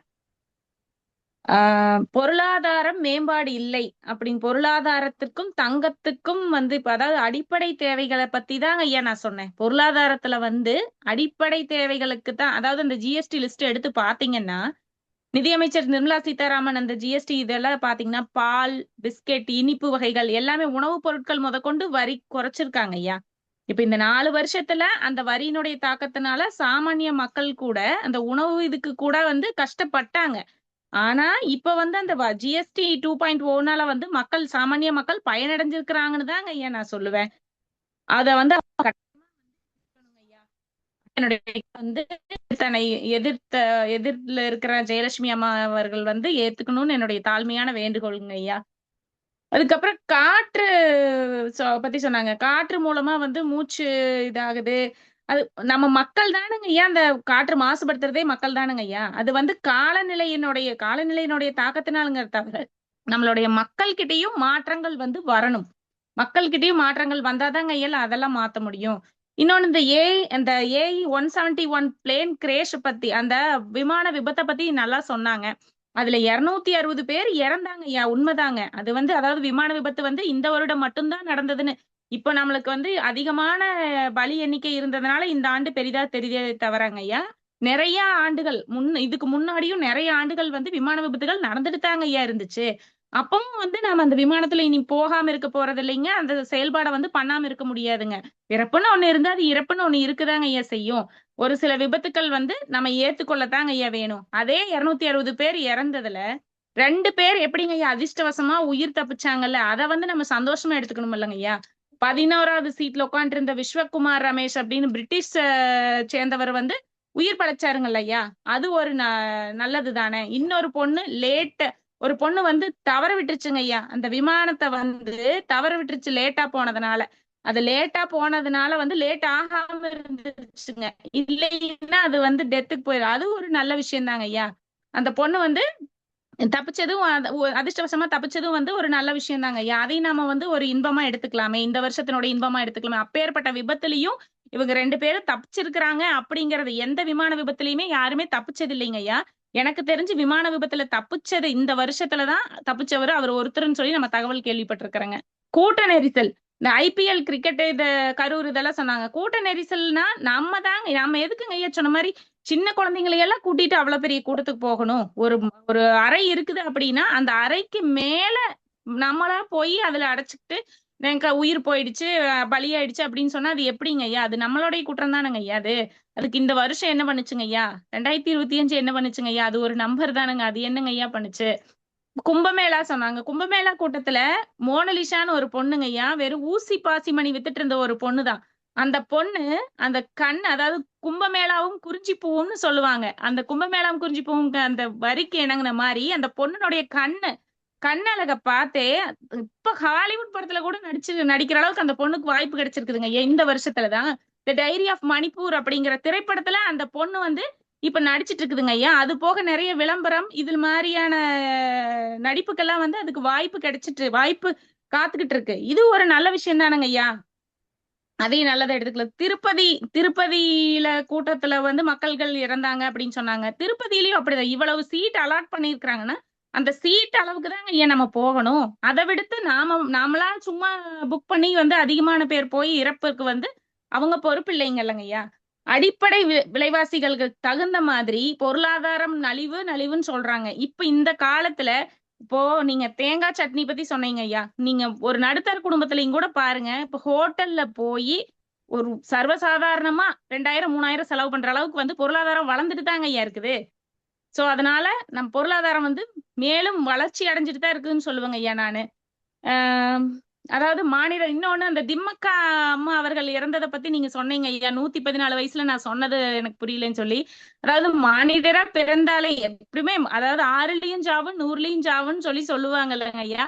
அந்த மாதிரி அவங்க வந்து 114வது வயசு நல்லா வாழ்ந்து அவங்க நிறைய நல்லதை செஞ்சு முடிச்சுட்டு இறந்தாங்க அப்படிங்கறதுனாலதான் ஐயா அதை நான் பதிவிட்டேன். அதாவது அனைவருக்குமே வந்து வரக்கூடிய புத்தாண்டு இன்பமா இருக்கட்டும். நம்ம இன்பத்தை நினைச்சே எதிர்நோக்குவோம். துன்பங்களும் இன்பமும் ஒரு விஷயம் அப்படின்னா இன்பம் துன்பம் அதாவது இன்பமும் இருக்கும் துன்பமும் இருக்கும். நாம் வந்து இன்பத்தையே எடுத்து வருகிற புத்தாண்டு இன்பமாகவே அமையட்டும் என கூறி அனைவருக்கும் புத்தாண்டு வாழ்த்துக்களை கூறி எனக்கு வாய்ப்பளித்தமைக்கு நன்றியை கூறி விடைபெறுகிறேன். நன்றி, வணக்கம். அருமையாக பேசியிருக்கிறார்கள். இந்த 2 அணியிலையும் பார்த்தா ஏராளமான செய்திகளை அறிந்து கொள்கிற வாய்ப்பு கிடைத்திருக்கு. 2025 365 நாட்கள் என்று சொன்னால் ஒவ்வொரு நாளையும் உன்னிப்பாக கவனித்து ஒவ்வொரு நாளிலும் ஏற்பட்டிருக்கக்கூடிய இன்பங்களையும் துன்பங்களையும் கொண்டு வந்து இங்கே கொட்டி இருக்கிறார்கள். நிறைவாக பேசிய திருமதி உமா மகேஸ்வரி அவர்கள் அழகாக ஒன்றை சொன்னார்கள். எனக்கு இதுவரை இந்த பட்டிமன்றத்திலே என்ன தீர்ப்பு சொல்லுவது என்று தெரியாமல் விழித்துக் கொண்டுதான் பார்த்துக்கொண்டேன். ஏன்னா 2 பக்கத்திலையும் வைக்கப்பட்ட வாதங்களை பார்க்கிற பொழுது பொதுவாக நான் வாதங்களின் அடிப்படையில தான் தீர்ப்பு வழங்குவேன். ஒருவேளை அந்த தீர்ப்பு பொது நோக்கத்திற்கு மாறுபட்டதாக கூட இருக்கலாம். ஆனால் இந்த பட்டிமன்றத்திலே வைக்கப்பட்ட வாதங்களின் அடிப்படையில் அந்த தீர்ப்பு அமையும். இன்னொரு பட்டிமன்றத்தில் இதே தலைப்புல இன்னொரு பட்டிமன்றம் நடந்து அதுல பேசுறவங்க இப்ப நான் சொல்ற தீர்ப்புக்கு எதிராக நன்றாக சிறப்பாக பேசினா அங்க அந்த தீர்ப்பை கொடுப்பேன். எனவே நான் கொடுக்கிற தீர்ப்பு என்பது இந்த பட்டிமன்றத்தை வைத்த வாதங்களை அடிப்படையில் தவிர என்னுடைய சொந்த கருத்து கிடையாது. உங்களுடைய கருத்துக்களை கேட்டு யார் அதிகமான செய்தி சொல்லியிருக்கோ அதை அடிப்படையில தீர்ப்பு வழங்க. ஏனென்று சொன்னால் என்னுடைய சொந்த கருத்து என்றால் எனக்கென்று ஒரு கருத்து உண்டு. அதை நான் சொல்லுவதற்கு இது இடம் அல்ல. அதை சொல்ல வேண்டும் என்று சொன்னால் ஏதேனும் ஒரு அணியிலே நின்று பேச வேண்டும், நடுவராக இருக்கக்கூடாது. நடுவர் என்று சொன்னால் 2 பக்கத்தில் கூடிய வாதங்கள். அப்ப என்ன தீர்ப்பு சொல்றது என்கிற கேள்வி எனக்குள்ள இருந்து கொண்டே இருந்தது. நீ இந்த தீர்ப்பைத்தான் வழங்க வேண்டும் என்று எனக்கு சொல்லிவிட்டு சென்றவர் திருமதி உமா மகேஸ்வரி. அவருக்கு என்னுடைய நன்றிகளை தெரிவித்துக் கொள்கிறேன். இந்த உலகத்துல அன்றாடம் பல துன்பங்கள் நடைபெறுது. ஆனா அந்த துன்பங்கள் நாம் எடுத்துக்கொள்ளக்கூடாது. இன்பங்கள் இருக்கிறது. 260 பேர் இறந்தார்களே, அதுல 2 பேர் பிழைத்துக் கொள்ளவில்லையா என்று ஒரு கேள்வி எழுப்பியிருக்கிறார்கள். ஒன்று, அந்த அம்மா விமானத்திலே ஏறாதவங்க, அவங்க பொழைச்சிக்கலையா? இது நியாயமற்ற கேள்வி நான் பார்க்கிறேன். அதாவது விமானத்திலே ஏறாதவங்க சாக போறாங்க, ஏறல அவங்க, அவ்வளவு. 2வது, அந்த 11ஆம் எண் இருக்கையில் அமர்ந்திருந்த அந்த விஸ்வா என்கிறவர் அவரு பிழைச்சிக்கிட்டாரு. இதே மாதிரி ஏற்கனவே ஒரு விமான விபத்துல கூட ஒருத்தர் பிழைச்சிருக்கார். அதே மாதிரி அந்த கதவருகில அமர்ந்திருந்தவர், அந்த விமானம் மோதுகிற போது கதவு திறக்கிற போது அவர் வெளியில வந்து விழுந்துடுறாங்க, அதனால பழைச்சிக்கிறாங்க. பலத்த காயங்களோடு பழைச்சிருக்காங்க, ஏதோ ஒண்ணுமே இல்லாமலாம் பழைக்கல. இந்த இன்பமே என்கிற அணியில நிறைய இன்பங்களை சொல்லி இருக்கிறார்கள், மகிழ்ச்சிகளை சொல்லுகிறார்கள். அவங்களுடைய வாதமே மகிழ்ச்சி தானே, நீ நன்றாக எடுத்துக்கொள்ள வேண்டும், போதும் என்ற மனசு இருந்தா எல்லாமே மகிழ்ச்சி தானே என்கிற கருத்தை முன்னரே நம்முடைய யோகஸ்ரீ அழகாக எடுத்துரைத்தார்கள். எனவே இன்பமே என்கிற அணியிலே பார்க்கிற பொழுது நிறைய நல்ல கருத்துக்கள் சொல்லியிருக்கிறார்கள். வீட்டுக்கு 4 வண்டி, அது யாரோட தப்பு? வருஷத்தோட தப்பா? உங்க தப்பு தானே, ஏன் மாசு வருது அப்படி கேட்கிறாங்க. அதே மாதிரி குழந்தைகள்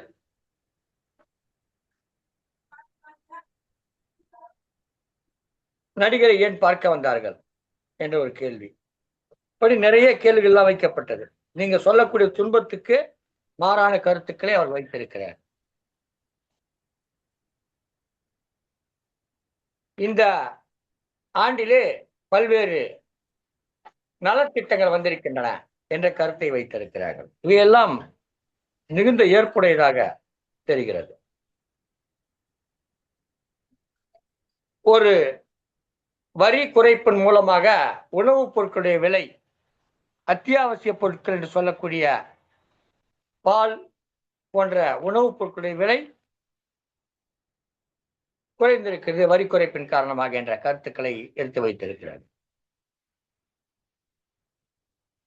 சென்ற ஆண்டுகளில் யுத்தம் இருந்தது, இந்த ஆண்டும் யுத்தம் நடந்தது, ஆனால் இன்றைக்கு சற்று குறைவாக இருக்கிறது என்பதை எடுத்து சொல்லியிருக்கிறார்கள். 100லிருந்து 125 நாட்களுக்கு வேலை வாய்ப்பு உயர்ந்திருக்கிறது என்று சொல்லியிருக்கிறார்கள்.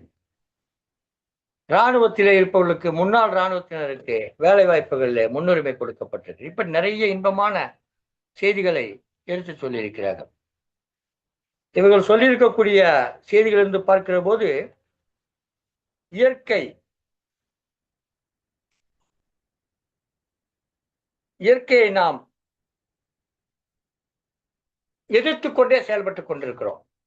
எனவே துன்பங்கள் வருகிறது. மழை இல்லை என்று சொன்னால் மரங்களை வெட்டி விடுகிறோம், மலைகளை பாழ் செய்து விடுகிறோம். இப்படி செய்துவிட்டு ஆண்டு துன்பம் கொடுத்து என்று சொல்லக்கூடாது என்பதை அழகாக அவருடைய வாதங்களிலே முன்வைத்தார்கள். வளர்ந்த இந்தியா அறிவியலில ஏஐ துறை தொழில்நுட்பம் வளர்ந்திருப்பது, நாசா இந்தியாவில் இருக்கக்கூடிய ஸ்ரீஹரிகோட்டாவிலிருந்து ராக்கெட் விட்டது, இதெல்லாம் பெருமையான செய்திகள். நிறைய விளையாட்டு போட்டிகளில் வெற்றி பெற்றது, பேருந்திலே இலவச பேருந்து புதுமைப்படுத்தி இருப்பது, புதிய பேருந்துகள் வந்திருப்பது என்று நிறைய விடயங்களை எடுத்து சொன்னார்கள். துன்பமே என்ற அணியிலே வந்தவர்களும் அவர்கள் இரண்டாவது அணியாக வந்தார்கள். வரிகள் குறைந்தது, ஆனால் விலைவாசி குறையவில்லை என்று சொன்னார்கள். மாணவர்களுக்கு இந்த நீட் தேர்வு கொடுத்த கொடுமையை பற்றி சொன்னார்கள். அது மட்டும் இல்ல, இப்ப ஆசிரியர்களே தேர்வு எழுதணும்ட்டான். முதல்ல மாணவர்களா தேர்வு எழுதணும்னு சொன்னான். இப்ப என்ன சொல்றான்? ஆசிரியர் தேர்வு எழுதணும்னு சொல்லிட்டு நம்ம ஜெயலட்சுமாவே ஒரு தேர்வு எழுதிட்டு வந்திருக்காங்க போய். அப்படி அரசு ஊழியர் போராட்டத்தை எல்லாம் குறிப்பிட்டாங்க. தேதி வாரியாக நாள் வாரியாக நடந்த துன்பங்களை துயரங்களை எடுத்து கணக்கிட்டு கொடுத்தார்கள். இத்தனை துன்பங்கள் இத்தனை துயரங்கள் நடந்திருக்கிறது என்று சொன்னார்கள். அகிலாமையாரும் பாயிண்டா பேசினாங்க. ஏன்னா அவங்க லான்னு இருக்கிற பேர் கடைசியில லா பாயிண்டா பேசினாங்க, நிறைய பேசினாங்க. அவங்க அணியிலே வந்த திருமதி சுதா அவர்களும் கூட கருத்துக்களை எடுத்து வைத்தார்கள். அதுல ஒரு கருத்து, அது என்ன ஏகாதசி அம்மாதே அன்னைக்கு இருக்க போனாங்க. அதாவது வைகுண்டத்துக்கு போறேன்னு போனவங்க எல்லாம் வைகுண்டத்துக்கே போய் சேர்ந்தாங்க என்ற செய்தி அதுல கிடைச்சது. இப்படி நிறைய செய்திகள் புறா கதையெல்லாம் சொன்னாங்க. நான் இப்போ இப்படி இருக்கக்கூடிய அந்த செய்திகள் எல்லாம் தொகுத்து சொல்வது என்பது ஏற்கனவே சொன்ன செய்திகள் தான். என்னுடைய ஒரே கேள்வி, இந்தியாவினுடைய பொருளாதாரம் உலக பொருளாதாரத்தோடு பின்னி பிணைந்திருக்கிறது.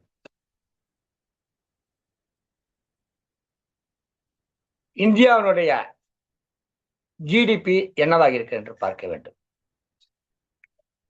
தமிழ்நாட்டிலே இருப்பவர்கள் இந்தியாவுடைய மொத்த உற்பத்தியில பெரும்பகுதியை கொடுக்கிறார்கள். ஜிடிபி அளவிலே பார்த்தால் இந்திய அளவிலே சற்றக்குறைய 10% ஜிடிபியை தமிழர்கள் தான் கொடுக்கிறார்கள். இது தமிழுக்கு பெருமையான ஒரு செய்தி. ஆனால் இந்த ஆண்டிலே நாம் பெற்ற துன்பங்கள் என்று பார்த்தால் வரிசையாக வந்து கொண்டே இருக்கிறது. ஒரு புறம் இன்பம், ஒரு புறம் துன்பம். ஒரு வகையிலே பார்த்தால்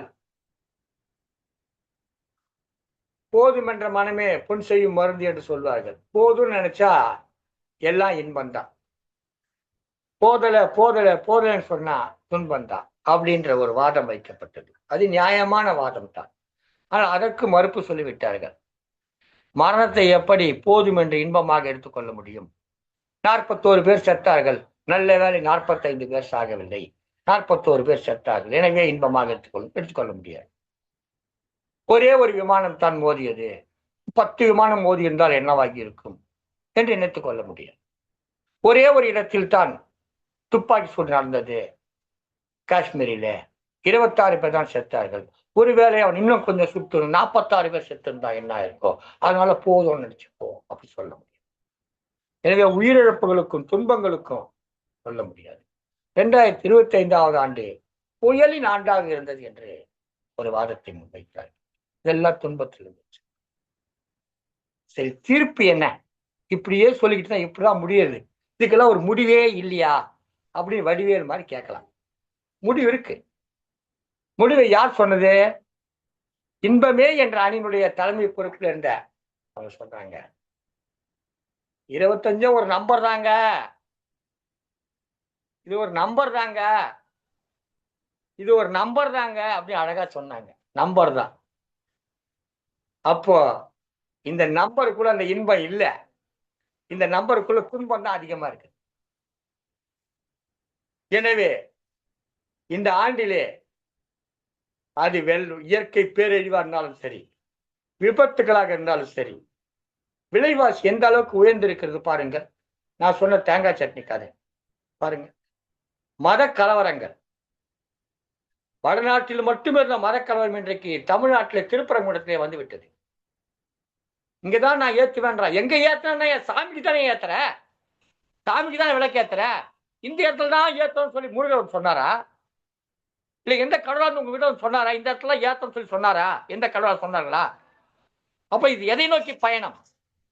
இதுதான் நம்மளோட இருக்க கேள்வி. ஏன் இந்த இடத்துல விளக்கு ஏத்தனா அவன் சாமி ஒத்துக்காதா? அந்த இடத்துல ஏத்தாத ஒத்துக்குமா? அது எதுக்கு அவன் வீட்டுக்குள்ள போய் நிக்க விளக்கு ஏத்தன்னு சொல்ற? சரி, உன் வீடாவே இருக்கட்டும், நீ வாடகைக்கு விட்டே இருக்கட்டும், அவன் அங்க இருக்கான்ல, வாடகைக்கு விட்டுட்டல, அவன் வீட்டுக்குள்ள போய் சொந்தக்காரன் சொல்லிட்டு இப்ப உட்காந்துப்பியா? சிரிச்சு பாருங்க. ஒன்னிலும் மக்கள் தொகை குறைவாக உள்ளவர்கள், அவர்களுக்கு உன்னாலான உதவி செய்ய வேண்டும். அதை விட்டு நீ இருக்கக்கூடாதுன்னு சொல்லுது எப்படி? அண்மையில ஒரு திரைப்படத்தில் ஒரு காட்சி வரும், சிறை என்ற திரைப்படம். ஒரு காவலர் அவர் கையில வைத்திருக்கக்கூடிய துப்பாக்கி, அதை கணக்கு கொடுப்பார், துப்பாக்கி கொடுப்பார். சரி, ரவுண்ட்ஸ் எங்கன்னு கேட்பார் இன்ஸ்பெக்டர். ரவுண்ட்ஸ் சொன்னால் அந்த குண்டுகள், துப்பாக்கி குண்டுகளை துப்பாக்கியிலே போட்டு வைத்திருக்க கூடாது, தனியாக கையில வைத்திருக்க வேண்டும். எப்பொழுது சுட வேண்டும் என்ற ஆணை வருகிறதோ அப்போது அந்த குண்டுகளை லோட் செய்து துப்பாக்கியை பிரயோகிக்க வேண்டும். ஏனென்று சொன்னால் சதாசர்வ நேரம் போட்டிருந்தால் தவறுதலாக அந்த துப்பாக்கி வெடிப்பதற்கு வாய்ப்புண்டு, அதனால் உயிரிழப்புகள் ஏற்பட வாய்ப்பு என்பதற்காக இந்த திட்டத்தை காவல்துறையில வைத்திருக்கிறார்கள். ஆனால் அந்த ஒப்படைக்கிற அந்த காவலர் துப்பாக்கியை கொடுப்பார், அந்த எண்ணை சொல்லுவார், எண்ணை எழுதி கொள்ளுவார். அந்த காவல்துறை அதிகாரி எண்ணை எழுதி கொண்டு எங்கே குண்டுகள் எங்கே என்று கேட்பார். உடனே அவர் சொல்லுவார் லோடட் என்று சொல்லுவார். லோடட் என்று சொன்னால் துப்பாக்கியிலே போட்டு வைத்திருக்கிறேன் என்று சொல்லுவார். துப்பாக்கியில போட்டு வச்சிருக்கிய, ஏன் போட்டு வச்சு? அப்படி போடுற வழக்கம் இல்லையே.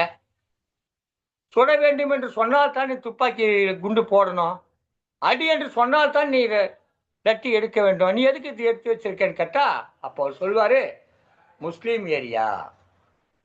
அப்போ இஸ்லாமியர் என்றாலே துப்பாக்கியில் குண்டை போட்டு வைத்திருக்க வேண்டும் என்று ஏதேனும் சட்டம் இருக்கிறதா என்ற கேள்வியை அந்த காவல்துறை அதிகாரி வினவாமல் வினவுவார். எழுந்து என்று சொல்லுவார், இந்த துப்பாக்கி பிடி, நானும் முஸ்லீம் தான், சுடு என்று சொல்லுவார். இதுதான் அந்த காட்சி. அப்போ ஒரு மத துவேஷத்தை விதைத்தல் என்பது இயல்பாக இங்கு நடந்து கொண்டிருக்கிறது. தமிழ்நாட்டிலே நாம் எல்லோரும் ஒன்றாக வாழ்ந்து கொண்டிருக்கிறோம். அவரவர்களுடைய கோயிலுக்கு அவர்கள் சென்று கொண்டிருக்கிறோம். எந்த விதமான சட்டமும் இல்லாமல், எந்த விதமான நிர்பந்தமும் இல்லாமல் இந்துவினுடைய ஒரு மரண ஊர்வலம் நடக்கிறது என்று சொன்னால் அந்த மரண ஊர்வலம் செல்லுகிற பொழுது மசூதி வந்தாலோ, இந்து கோயில் வந்தாலோ, கிறிஸ்தவ மத ஆலயம் வந்தாலோ அவர்கள் அந்த பறை முழங்குவதை நிறுத்தி விடுவார்கள், சங்கு ஊதுவதை நிறுத்தி விடுவார்கள். இது இயல்பாக நம்மிடம் இருக்கக்கூடிய வழக்கம். மேடையிலே பேசிக் கொண்டிருக்கிற பொழுது பாங்கு சத்தம் ஒலிக்கிறது என்பதற்காக நான் பேச்சை நிறுத்திவிட்டு அமைதி காத்திருக்கிறேன். ஓசூரிலே பேசுகிற பொழுது, பொது மேடையிலே பேசுகிற பொழுது பாங்கு சத்தம் ஒலிக்கிறது என்றவுடனே மைக்கை அணைத்து விட்டு அமைதியாக அந்த கூட்டத்தில் இருந்த மேடையில் இருந்த அத்தனை பேரும் அமைதியாக அமர்ந்திருந்தோம். கீழே இருந்தவர்கள் அமைதியாக இருந்தார்கள். அந்த 5 நிமிடம் அமைதியாக இருந்துவிட்டு பாங்கு சத்தம் ஓதி முடித்தவர்கள்தான் பேசியிருக்கிறேன். ஓசூரில் மட்டுமல்ல, ஓட்டேரியிலே பேசுகிற போது பாங்கு சத்தம் ஒலித்திருக்கிறது. மாலை நேரத்திலே கூட்டங்கள் நடக்கும். இந்த மாலை நேரத்தில் பாங்கு சத்தம் ஓதுவார்கள், பாங்கு ஓதுவார்கள். அந்த பாங்கு ஓதுகிற ஒலி கேட்ட உடனே நாங்கள் நிறுத்தி இருக்கிறோம். ஏன்? எதற்காக? அடுத்தவர்கள் மனதை புண்படுத்தக்கூடாது, அடுத்தவருடைய உரிமையை பறிக்க கூடாது. அவர்கள் பாங்கு ஓதுகிற போது நாம் ஒலிபெருக்கியிலே பேசினால் அது இடையூறாக இருக்கும், நிறுத்தி விடுகிறோம். இதையேத்தான் அவர்களும் எல்லோருமே தன்னுடைய மத ஊர்வலத்தின் போது அல்லது தங்களுடைய மரண ஊர்வலத்தின் போது கூட இந்த பண்பாட்டை கடைபிடித்துக் கொண்டிருக்கிறோம். ஆனால் இன்றைக்கு என்ன நடக்கிறது? திடீரென்று ஒரு கூட்டம் வருகிறது, இங்கே விளக்கேற்றுன்றது. இந்த பக்கத்துல போனா, திருவண்ணாமலைக்கு போனா யாரோ வந்து உட்காந்துட்டு ஏன் கோயில சொல்ற கணக்க நிலைமைக்கு வந்துருக்குது. இந்து கோயிலை இந்துக்களிடமே ஒப்படையுங்கள். இப்ப யாருக்கிட்ட இருக்குது இந்து கோயில்? இந்துக்கள் கிட்ட தான் இருக்குது. அப்புறம் எந்த இந்து கிட்ட போய் ஒப்படைக்க சொல்றீங்க? இந்துக்கள் கிட்ட தான் இந்து கோயில் இருக்கு. ஏன்னா இந்து கோயில்லாம் முஸ்லீமா வச்சுக்கிட்டு இருக்கான், கிறிஸ்தவன் வச்சுக்கிட்டு இருக்கானா? கோயில் இருக்கிறதுல யாரு? இந்துக்கள் தானே. கோயிலுக்கு கும்பிட போறோம் இந்து தான், கோயில தக்கராக இந்து தான், கோயில பணி செய்யற இந்து தான், எல்லோருமே இந்த. அப்ப இந்துக்களிடம் ஒப்படை யாருக்கிட்ட ஒப்படைங்க? வேற யாரும் இதை என்னை தவிர வேறு யார் இந்து இருக்கிறார்கள்? அப்ப வேற யாரும் இந்துன்னு இருக்காங்க, அப்ப நான் இந்து இல்லையா என்கிற கேள்வி நமக்கு எழுது. இந்த மத பிரச்சனை இந்த ஆண்டிலே தமிழகத்திலே நுழைந்திருக்கிறது. வடபுலத்திலே இருந்த அந்த நிலை இங்கே வந்திருக்கிறது. நாளைக்கு என் வீட்டு பக்கத்தில் இருக்க மசூதிக்கு வரும் இந்த பிரச்சனை. அவனும் நானும் சண்டை போட்டுக்கொள்ள எவனோ 2 ஆடுகள் முட்டிக்கொள்ளுகிற போது அந்த ரத்தத்தை குடிக்கிற ஓனாய் போல் குடித்துக் கொண்டிருப்பான். இதை நோக்கி இந்த நாடு இந்த ஆண்டு சென்று கொண்டிருக்கிறது. இதை பார்க்கிற பொழுது, இந்த துன்பங்களை எல்லாம் பார்க்கிற போது, விலைவாசி விண்ணுயர ஏறிவிட்ட நிலைமையை பார்க்கிற பொழுது, வீட்டு வேலை செய்கிற பெண்மணி தனக்கு வரக்கூடிய வருவாயிலே 50, 100 என்று மார்வாடி கடையிலே கட்டி வைத்து சேர்த்து வைத்து ஒரு குண்டுமணி நகை வாங்குவாளே, அவளால் வாங்க முடியுமா? இனி 1 சவரன் 2 சவரனை விட்டு விடுங்கள். அம்மையார் சொன்னார், எல்லோரும் 2000 ரூபாய் செலவு செய்து ஹோட்டலில் சென்று சாப்பிடுகிறார்கள் என்று.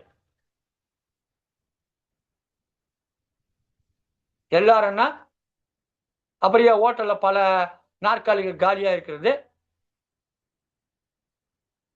ஹோட்டல்ல ஏன் தமிழனுக்கு அதிக கூலி கொடுக்க முடியவில்லை என்று வடநாட்டுக்காரனை வேலைக்கு வைக்கிறான். பனியன் தொழிற்சாலையில அதிகமான உற்பத்தி இருந்து அதிகமான லாபம் இருந்தால் எதற்கு குறைந்த கூலிக்கு வேட்டானை கொண்டு வந்து வைக்க போகிறான்? அதிக லாபம் இருந்தால் நம்மளுக்கு கொடுத்துட்டு போவானே வேலைய, எவ்வளவோ சம்பளம் வாங்கிக்கிற செய்டான்வான. ஏன்? அவனுக்கு லாபம் குறைகிறது. ஏழைகள் அடுத்து நொறுக்கப்பட்டு விட்டார்கள். வசதியானவர்கள், நடுத்தர மக்கள் அவர்களும் அடுத்து நொறுக்கப்படுகிறார்கள். இதன் நோக்கம் என்ன? நடுத்தர மக்கள் என்று ஏதோ கொஞ்சம் வாழ்ந்து கொண்டிருக்கிறார்களே, அவர்களை எல்லாம் கீழே கொண்டு வருவதுதான் நோக்கம். ரொம்ப பேர் நினைச்சுக்கிட்டு இருக்காங்க ஊதிய உயர்வு கிடைச்சா மகிழ்ச்சி அடைவாங்க. இந்த அரசு ஊழியர்கள்லாம் ரொம்ப மகிழ்ச்சி அடைவாங்க. இந்த அரசு ஊழியர்களுக்கு ஒரு செய்தியை சொல்லிக்கொள்ள ஆசைப்படுறேன். உங்களுக்கு ஊதிய உயர்வு 10,000 ரூபாய் வந்ததுன்னு சொன்னா அது உங்களுக்காக வழங்கப்பட்டது அல்லன்ற முதல்ல நீங்க உணர்ந்துக்கணும். ஏன்னா உங்களுக்கு 10,000 ரூபாய் வழங்கறதுக்கு முன்னாடி ஒரு புது மாடல் ஃப்ரிட்ஜ் வந்திருக்கும், ஒரு புது மாடல் ஏசி வந்திருக்கும், ஒரு புது மாடல் கார் வந்திருக்கும். அதை நீ வாங்கறதுக்கு உங்ககிட்ட காசு வேணும், அதுக்கோசம் அவன் காசு தர்றான். இந்த காசை கொடுத்து அந்த காசை அவன் எடுத்துட்டு போயிடுவான். எப்படி எடுத்துட்டு போயிடுவான்? ஒரு தனியார் முதலாளி உனக்கு அரசு பணத்தை ஊதியமாக கொடுப்பார்கள். அந்த பணத்தை வாங்கி எடுத்துக்கொண்டு போனா வீட்டுல தயாரா இருப்பாங்க. நான் இந்த மாதிரி ஒரு ஃப்ரிட்ஜ் வந்துக்குது, டபுள் டோர் ஃப்ரிட்ஜ் வந்துக்குது, அதை வாங்கலாம் அப்படி சொல்லுவாங்க. இன்னொரு ஏசி வந்துக்குது, அதை வாங்கலாம்னு சொல்லுவாங்க. புதுசா வாஷிங் மிஷின் அதுல போட்டா அதுவே தோச்சி அதுவே காய வச்சு அதுவே கொடுத்துரும் அப்படி சொல்லுவாங்க. அதை வாங்கணும். வாங்கறதுக்கு என்ன பண்ணணும்? இந்த சம்பளத்தை கொண்டு கட்டணும். இஎம்ஐ எது கொடுக்குறான் உங்களுக்கு?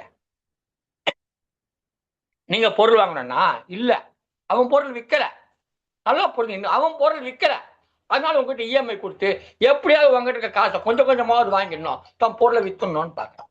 நம்ம என்ன நினைக்கிறோம்? இஎம்ஐ நல்லா கொடுக்குறாங்க, சலுகை செய்யறாங்க, அது சலுகை அல்ல. உங்களிடம் இருக்கக்கூடிய ஒற்றை ரூபாய் சல்லி காசு கூட விடாமல் வேறொரு முதலாளி பிடுங்கி கொண்டு போவதற்கான செயல்பாடு. இது இன்னைக்குதான், இன்னைக்கு இல்லை, தொடர்ந்து நடந்துகிட்டு இருக்கு. அது இந்த ஆண்டுல மட்டும் கிடையாது. இப்படி பல்வேறு செய்திகள் நடந்து கொண்டிருக்கிறது, நிகழ்வுகள் நடந்து கொண்டிருக்கிறது. இதெல்லாம் பார்க்கிற போது 2024, 2023, 2020, முக்கியமாக 2020, 21, 22 இருந்த அந்த கொரோனா கொடுமை இல்லை. அதில் நாம் விடுபட்டு இருக்கிறோம். ஆனால் கொரோனாவுக்கு பதில் புதிதாக ஒரு பெயரை வைத்து ஒன்றை சொல்லுகிறார். இப்படி சொல்லிக்கொண்டே இருக்கான். ஒவ்வொரு நேரத்திலும் நாம் கொஞ்சம் நிமிர்ந்து வர்ற போது புதுசா ஒரு நோய் வந்துருச்சு என்றான். போற போக்க பார்த்தா குழந்தை பிறக்கிற போதே வாயை தச்சுட்டு நம்ம இருக்கு. வாயை மூக்கையை தச்சுட்டு தான் குழந்தையே பிறக்கணும் போட்டு. அப்போதான் அந்த நோய் கிருமி உள்ள போகாது. அந்த அளவுக்கு நாம மிக மோசமான உடல்நிலையை அமைத்துக் கொண்டிருக்கிறோம், வாழ்நிலையை அமைத்துக் கொண்டிருக்கிறோம், உணவு நிலையை அமைத்துக் கொண்டிருக்கிறோம்.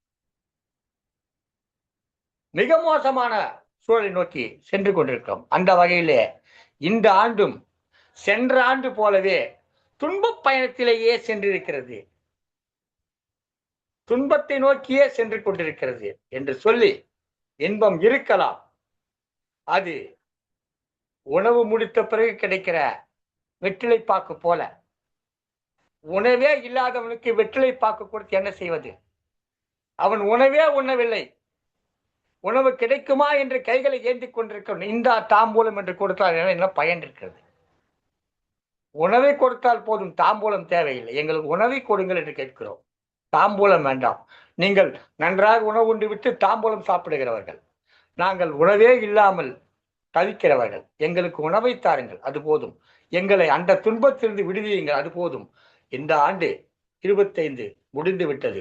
26 ஒரு புதிய மறுமலர்ச்சியோடு, ஒரு புதிய சிந்தனையோடு, ஒரு புதிய வாழ்வாதாரத்தை நோக்கிய புதிய இன்பமான ஒரு ஆண்டாக அதை மாற்றி அமைக்க நாம் எல்லோரும் முயல வேண்டும். அம்மையார் சொன்னார்கள், இத்தனை காரை வாங்கி வச்சா பின்ன புகை மாசு வராதா? இனிமேல் வாங்காமல் இருப்போம், தேவைக்கு மட்டும் வாங்குவோம், தேவையற்ற பொருட்களை முதலீடு செய்வதை நிறுத்துவோம். கார் வைத்துக் கொள்வதாலேயே நம்மளுடைய கௌரவம் காப்பாற்றப்படும் என்றால் அது காருக்கான கௌரவம், உனக்கான கௌரவம் கிடையாது. உனக்கான கௌரவம் காரில் இல்லை. உனக்கான கௌரவம் எப்போ வரும்? நீ 4 பேர் நல்லது செஞ்சா உன்னை பாராட்டுவாங்க. கார் வச்சா பாராட்ட மாட்டாங்க. அடுத்த வீட்டுக்காரங்க வேணா வயிற்று கொட்டிக்கலாம், நம்ம காரை கொண்டு அவங்க வீட்டு வாசல் வச்சு சண்டை போடலாம். ஆனால் அதனால் எந்தவித பலனும் கிடையாது. எனவே ஒரு நேரிய வாழ்க்கை வாழ்வோம், நிமிர்ந்த நடையை வருகிற ஆண்டிலே இன்பத்தை நோக்கிய ஆண்டாக மாற்ற முயற்சி எடுப்போம். இந்த ஆண்டிலே எல்லோரும், வருகிற ஆண்டிலே நாங்கள் எல்லோரும் இன்பத்தை நோக்கிய பயணத்தை, மகிழ்ச்சியை நோக்கிய பயணத்தை மேற்கொள்ளுவோம். யாரிடமும் எவ்வித மன வேறுபாடும் இல்லாமல் வாழ்வோம். அவரவர்களுடைய இறைவனை அவர்களுக்கு வணங்கிக் கொள்வோம். ஆனால் வெளியில் வருகிற போது எல்லா மனிதர்களையும் கரமெடுத்து கும்பிட்டு வணக்கம் செலுத்துவோம். மத வணக்கம் வேறு, மன வணக்கம் வேறு என்பதை புரிந்து கொள்வோம். மனங்களால் ஒன்றிணைவோம். மதங்கள் என்பது அவரவர்களுக்கானது, மனங்கள் என்பது பொதுவானது. மனத்தால் நாம் ஒன்றிணைந்தால் 2026ஆம் ஆண்டை இன்பமான ஆண்டாக மாற்றலாம். மீண்டும் அடுத்த ஆண்டு இதே நாளில் இதே ஒரு தலைப்பில் பட்டிமன்றத்தில் சந்திப்போம். அதுவரை வணக்கம் கூறி விடைபெறுவது நீலகண்ட தமிழன். இந்த பட்டிமன்றத்தின் தீர்ப்பாக 2025 வழக்கம் போல் துன்பமாகவே இருந்தது, வருகிற ஆண்டாவது விடியட்டும் என்று கூறி இந்த நிகழ்ச்சியை நிறைவு செய்கிறோம். இதை பார்த்து கொண்டிருக்கக்கூடிய அனைத்து அன்பர்களுக்கும் நமது வணக்கங்களை தெரிவித்துக் கொள்கிறோம். இதை தமிழறி வானொலி வழியாக ஒளிபரப்பி உலகெங்கிலும் இருக்கக்கூடிய தமிழர்களுக்கு இந்த நற்செய்தியை கொண்டு செல்லுகிற தமிழறி வானொலி இயக்குநர்கள் தமிழ்வேல் நயனை விஜயன் அவர்களுக்கும், தமிழ்ச்சுவர் சசீலா நயனை விஜயன் அவர்களுக்கும், வலையொலி வழியாக சங்கத்தமிழ் தொலைக்காட்சியை ஒளிபரப்பிக் கொண்டிருக்கக்கூடிய திருமதி திருக்குறள் தொண்டர் விருது பெற்ற சிவகாமி சண்முக சுந்தரம் அவர்களுக்கும் நம்முடைய வணக்கங்களை தெரிவித்துக் கொள்கிறோம். இந்த பட்டிமன்றத்தில் பங்கேற்று வாதிட்ட அத்தனை பேருக்கும் நம்முடைய வணக்கங்களையும் புத்தாண்டு வாழ்த்துக்களையும் தெரிவித்துக் கொள்கிறோம். உலகெங்கிலும் இருக்கக்கூடிய தமிழர்கள், தமிழர் அல்லாதவர்கள் அனைவருக்கும், எல்லா மதத்தினருக்கும், எல்லோருக்கும், மனிதனாக வாழ்கிற அத்தனை பேருக்கும் மனிதாபிமான எண்ணத்தோடு வணக்கங்களை தெரிவித்து இந்த நிகழ்ச்சியை நிறைவு செய்கிறோம். அனைவருக்கும் புத்தாண்டு வாழ்த்துகள். வணக்கம், வணக்கம், வணக்கம். நன்றி.